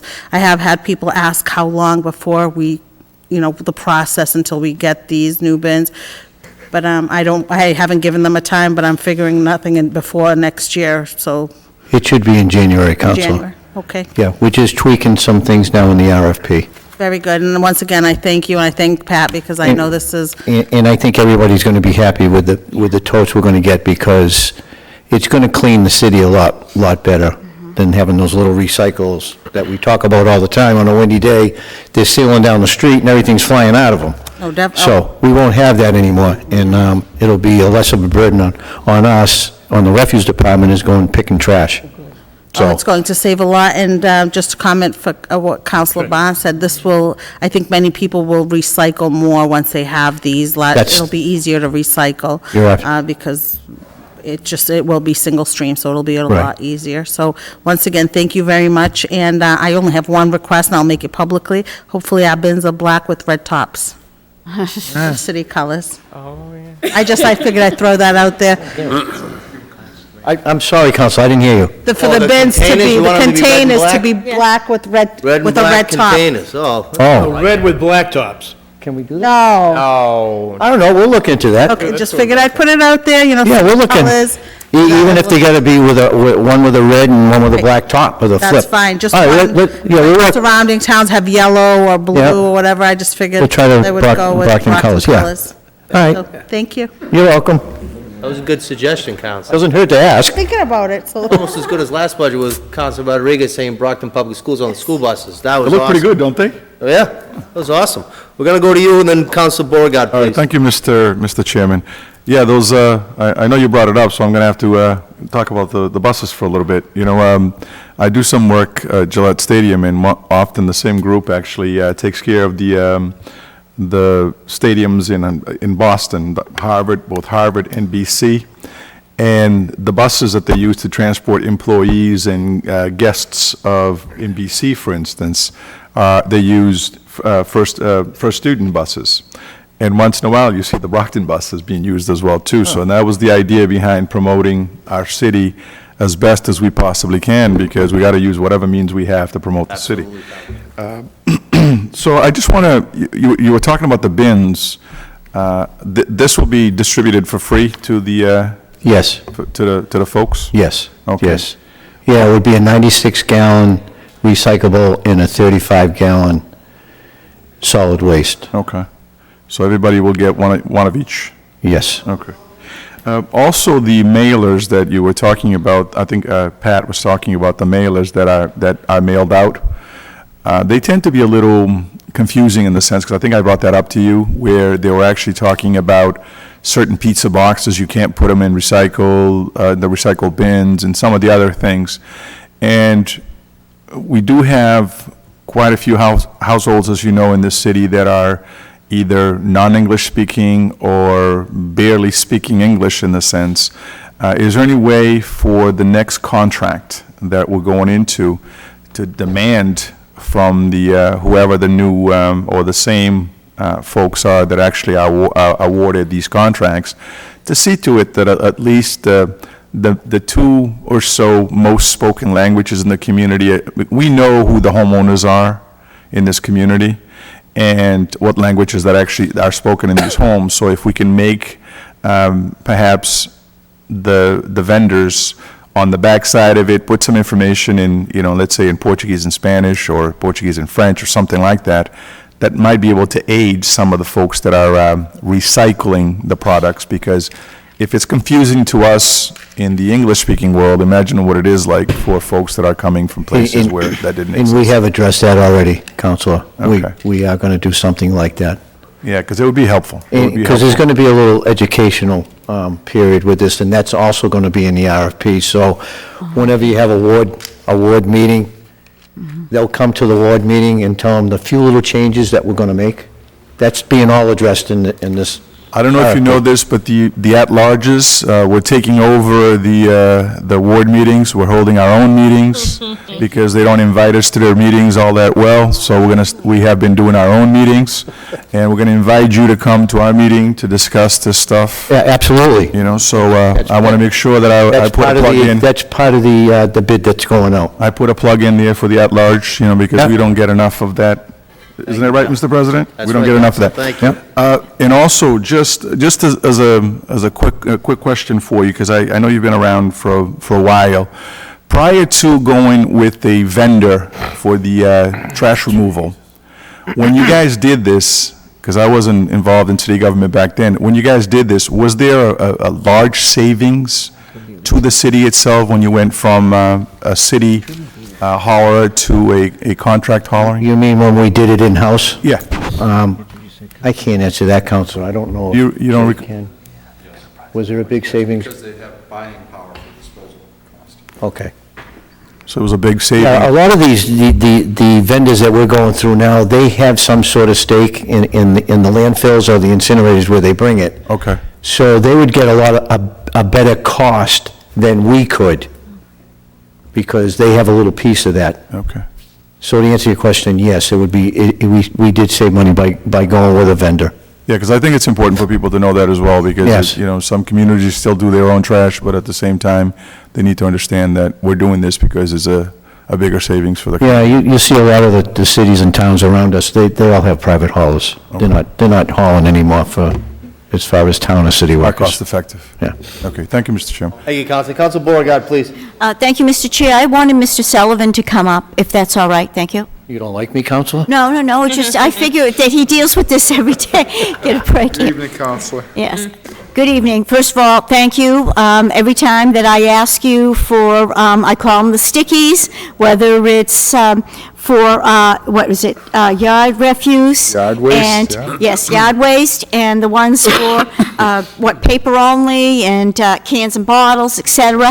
But the real reason I want you to come up here for just a minute is because you talked about hazardous day, but at this time of the year, I believe, you collect paint and a few other things at the depot, and just to highlight the hours. Sure, just to highlight what we collect by my office, the Recycle Depot, which, if people don't know, it's on Oak Hill Way. It's right before the Highway Department, right across from UPS.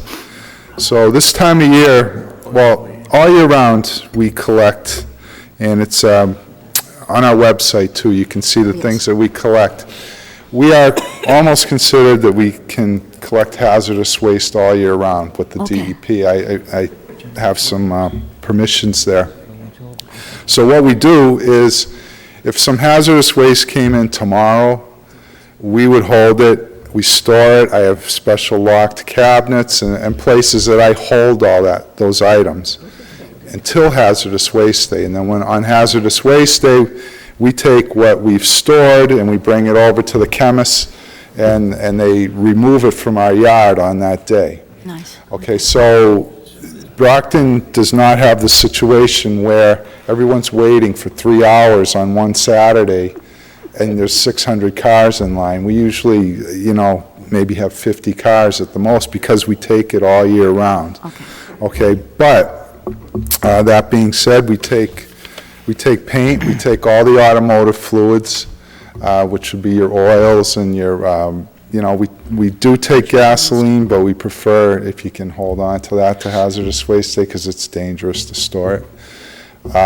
We take propane tanks, we take tires, we take car batteries, we take textiles, which is all the, we have 4 or 5 different vendors for clothing and pillows and teddy bears and all that stuff that goes into the textile containers. We have the book swap down there, which we take usable books and you can swap in or out. The paint is also a swap, so if it's any good, it goes into our shed, and we end up getting rid of a lot of that just because people take it. They have a project and they want to paint.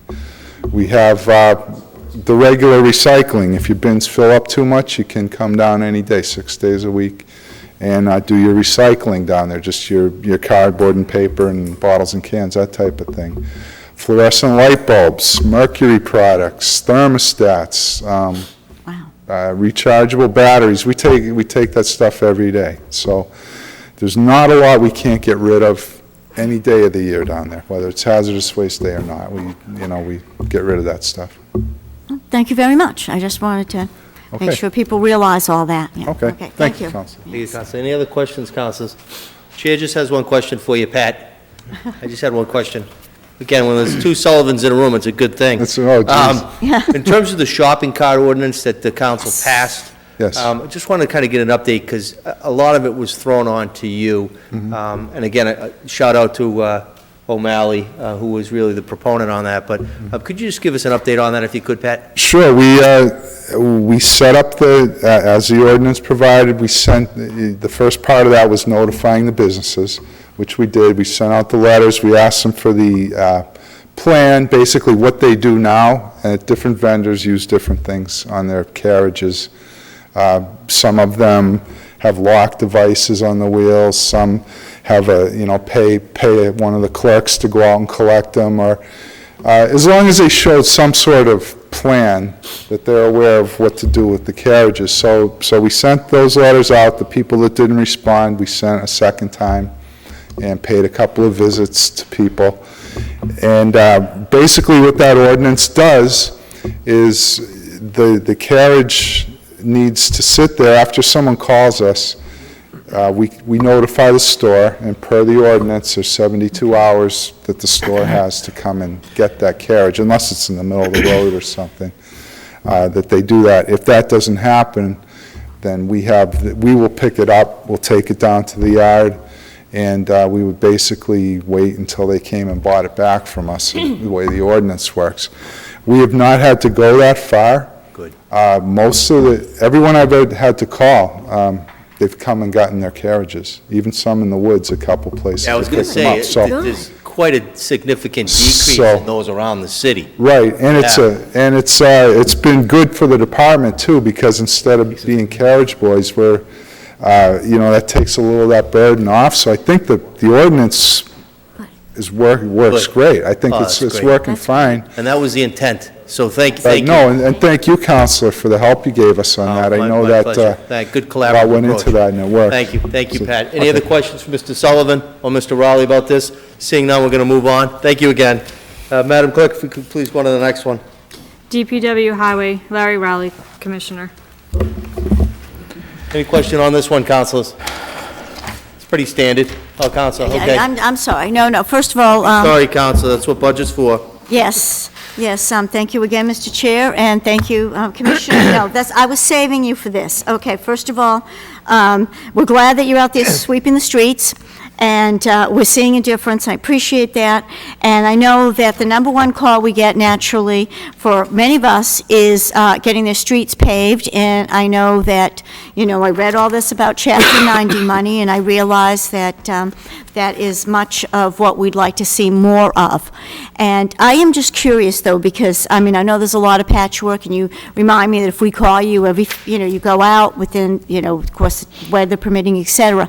But I'm wondering, are there ever any times where you hear about different materials that might be more advantageous to do, the repairs, or is there such a thing as? There is, Council, on a newer street, we could do some crack sealing that saves the street a little bit, a few more years, but it's just the region we live in. We're lucky, a new paved street, we try to get 10 years out of it, but with the salt and the traffic and the frost and the thaw process, it just beats it up. So there's nothing really else out there other than the hot top that we use right now.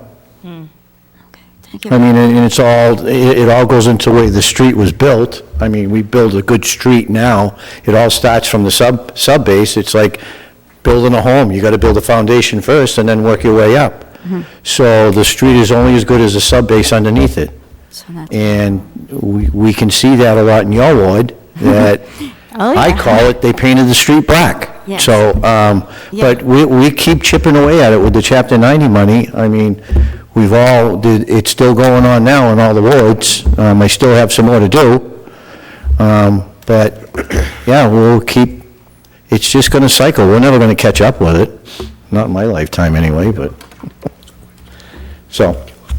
Thank you very much. You're welcome. Back, please.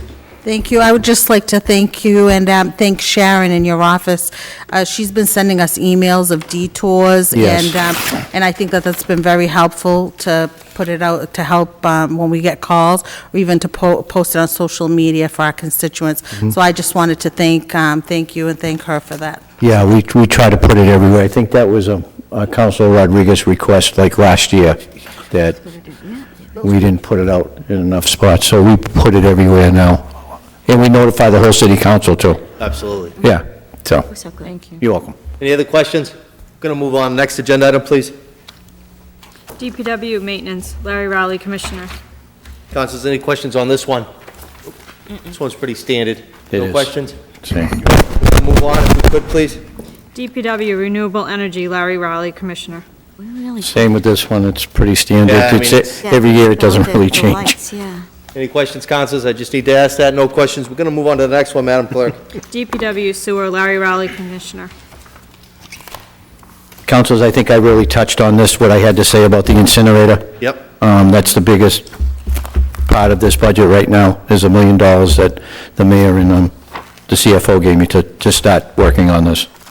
Other than that, it's pretty much level funded, and it is an enterprise account. That's the key right there. Yes. Councilor Borg, do you have a question? I'm sorry, thank you, Mr. Chair. Sorry, yes, Commissioner, Counselor. Just a quick one here. I read these reports and, the whole thing.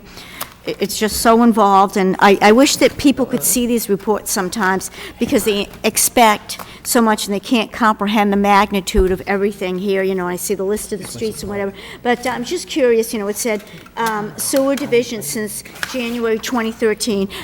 You keep on, updating, I should say, the reports on what's been accomplished and... Yes, Council, because every year with some retained earnings, we are doing infrastructure work. We have to do infrastructure work.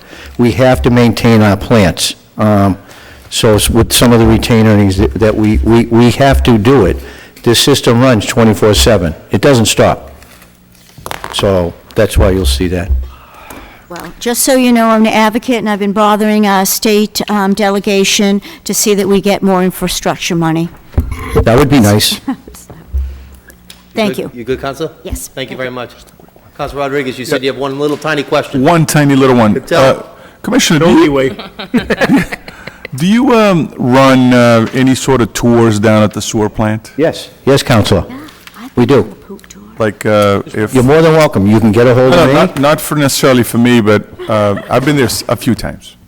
But, you know, if we have some outside individuals that come in from different, like, for instance, for different countries, that might just want to go down there and see how the system works, is that Yes, we do that. something We do can it with the wastewater treatment plant, and we do it with the water treatment plant. Okay. We can make the arrangements whenever you want. Okay. Just contact your office and stuff? Yes. All right, thank you. Absolutely. Thank you, Mr. Chairman. Thank you, Counselor. Any other questions? I told you it was a little one. It was a little one. I liked it. Although I'm very surprised that you threw that mattress over poor Shayna's fence. Very surprised. Last night you wanted to paint here for 8 downtown days. Main Street. Tonight you're I'm all criminal. That's all right, I was... Re-election, Vigilante. too. You get him back. You get him back. I was with him when he did it, so... I got some trash for him. I got some trash for his DPW yard. Water, Larry Rowley, Commissioner. DPW Water. Councilor, this is another enterprise account. Almost all my line items are level funded. There is a little bit here to take a little bit more of the desal water. Because we are under an ACO with the state, and they are requesting, we are going through our resource management plan now and comprehensive management plan. They will not support our resource management plan as we have our drought, as the drought plan is part of that, unless we can guarantee that we are going to take some desal water, especially when we get into a drought situation. So with that, I asked Mr. Condon and the mayor for some extra money for the variable fee on desal, so we can maybe constantly take 1 million gallons a day. So with that, I'll answer any questions.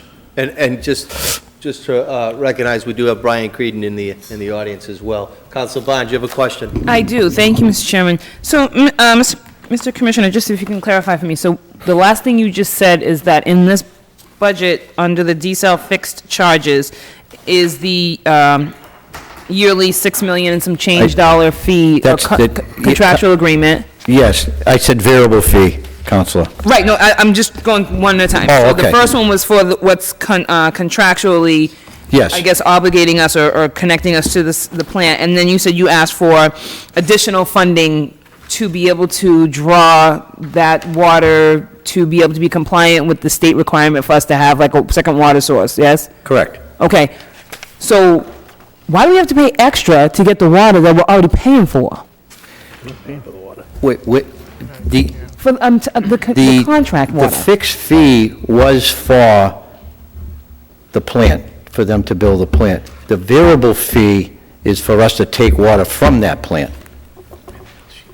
It costs money to make water. Jay, did I explain that the right way? Or do you Paying for want the permission to get the water? Mr. Condon will give us a brief I'll explanation. try to give it as quick as I can. There are two charges. The fixed fee is based on a volume of water, which is based on the volume of the plant. It has nothing to do with Brockton's ability to buy water. It's the obligation of Aquaria to set aside a certain portion of the plant's production capacity to our exclusive use, and we pay for that. It's kind of like leasing a portion of the plant.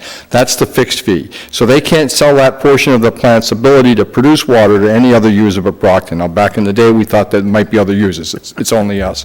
Then, if we buy water from them, we pay a variable rate, which I think now is about $1.30 and change per 1,000 gallons of water actually purchased. So Larry's got in his budget about $1 million. That's enough to buy 2 million gallons a day year-round. He won't, he'll take 1 million for a good portion of the year, and then maybe in the summer months, he'll take more like 3 or 4, or maybe not that much, depending on what the drought conditions and the condition of Silver Lake is. But there are two charges, and the fixed fee that Brockton pays has nothing to do with water produced for Brockton's benefit. It has to do with having that plant available for us. I can't remember. Has it always been in there like that? Yeah. Okay, I need to go back and take a look at the previous budgets on that. Anything in here for them to fix all that dripping that I noticed when I was down there with you guys? The dripping and the leakage, remember when we were down there doing the tour and there were several buckets collecting loose water? It's not for us to fix, that's Yeah. for them to fix.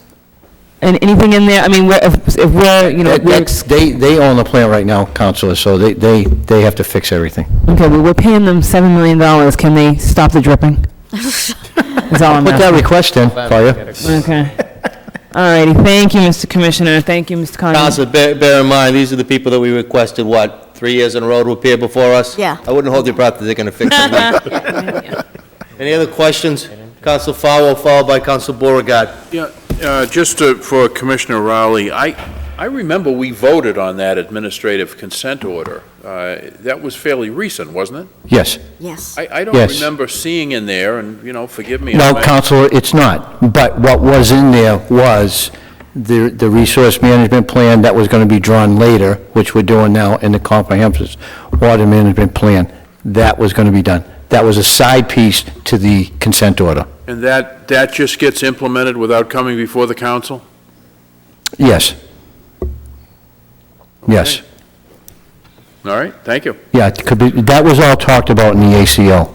Yeah, I realize that. Yeah. I would have thought, however, if you're asking us to approve the ACO, that if there was particularly a component which carries with it a financial obligation of the city, that we would have been told that and we would have debated it. But- We can come in and discuss it, Counselor. It's just we're in the planning stages of it now. There was time periods when this had to be done. Of course, DEP dragged their feet a couple months, so now we're up against the gun here to get this done, but I am going to ask for an extension on it, because I want to make sure this is done right to protect our rights here from down there. And given the volume of rainfall that we've had, this is only triggered during an extended drought period or a Yes. defined drought period? Yes, Counselor, like last year, we were into a Phase 4. Oh, yeah. Because the lake was down, it was wavering right around 100 inches. So Right- you don't, right oh, I'm sorry, go ahead. Right now, we're only down less than a half an inch at the lake. So you don't have to do 1 million gallons a day, 365 million gallons. No, a year. and I think that we can, and that's what the CFO just said, that we'd like to keep this plant running and take a constant 1 million gallons a day, because we will take some heat off of Silver Lake, because we will go into a dry period right now. So if we can take 1 million less out of Silver Lake, it'll help it recharge in the winter and in the spring of next year. Okay, all right, thank you. You're welcome. Council Beauregard, please. Thank you, Mr. Chair, and thank you, Mr. Commissioner. I invite people to attend the Water Commission meetings. There'll be one on Monday at 10 o'clock on Montauk, and you learn a whole lot about the different situations and those that are wishing to have water connections or have them turned on again. But really, first of all, I want to thank you. You know, you always respond to a lot of, frustrating situations that people are dealing with because infrastructure and water and sewer matter. Yes. But on a positive note, and I hope we can end on this, is I believe that your department is working with the Department of Conservation and Recreation on the trees that are coming into Brockton? Yes. Yes, and I Yes. just wanted to let you close with that, if that's Yes, possible. Counselor, they came in and asked us, different portions of the city where we would need some trees and where we wouldn't need some trees. It's about the canopy. I don't know a lot about it, but if they want to come in and put free trees in anywhere in the city, I'm all for it. Sure. And they are doing it. They're focusing really on the south side of Brockton right now. I suggested up in the Brookfield section, because I think we could use a lot more trees up there. But I got voted down on that, so, Okay, and maybe there's a after... number, I believe, they can call or go online or something, that people can get these trees for free. They've been pretty much handling that themselves, the Okay. the DCR, and they've been handing out vouchers or whatever they have to. I don't have the numbers tonight. That's all right, that's fine, but just let people know that that's out there, and the city is receiving trees from them too, in different locations, is that correct? No, we're not No, receiving we have any. our own tree planting have our own- program okay. in the All right. highway department. So some of them that have been removed on Center Street because of the changes we're having in between Montello and Main, they're going to pop back up? We're going to put new ones back up once the construction is done there. All right, thank you, that's what I thought, but thank you very much. You're welcome. Councilor Azak, did you have a question? No. No, I'm sorry. Any other questions on this? None? Mr. Commissioner, thank you. You're always a true gentleman. Thank you Thank for you. what you do You're for welcome. Brockton. Thank you. Larry. Thank you. Thank you, councilors. Thank you.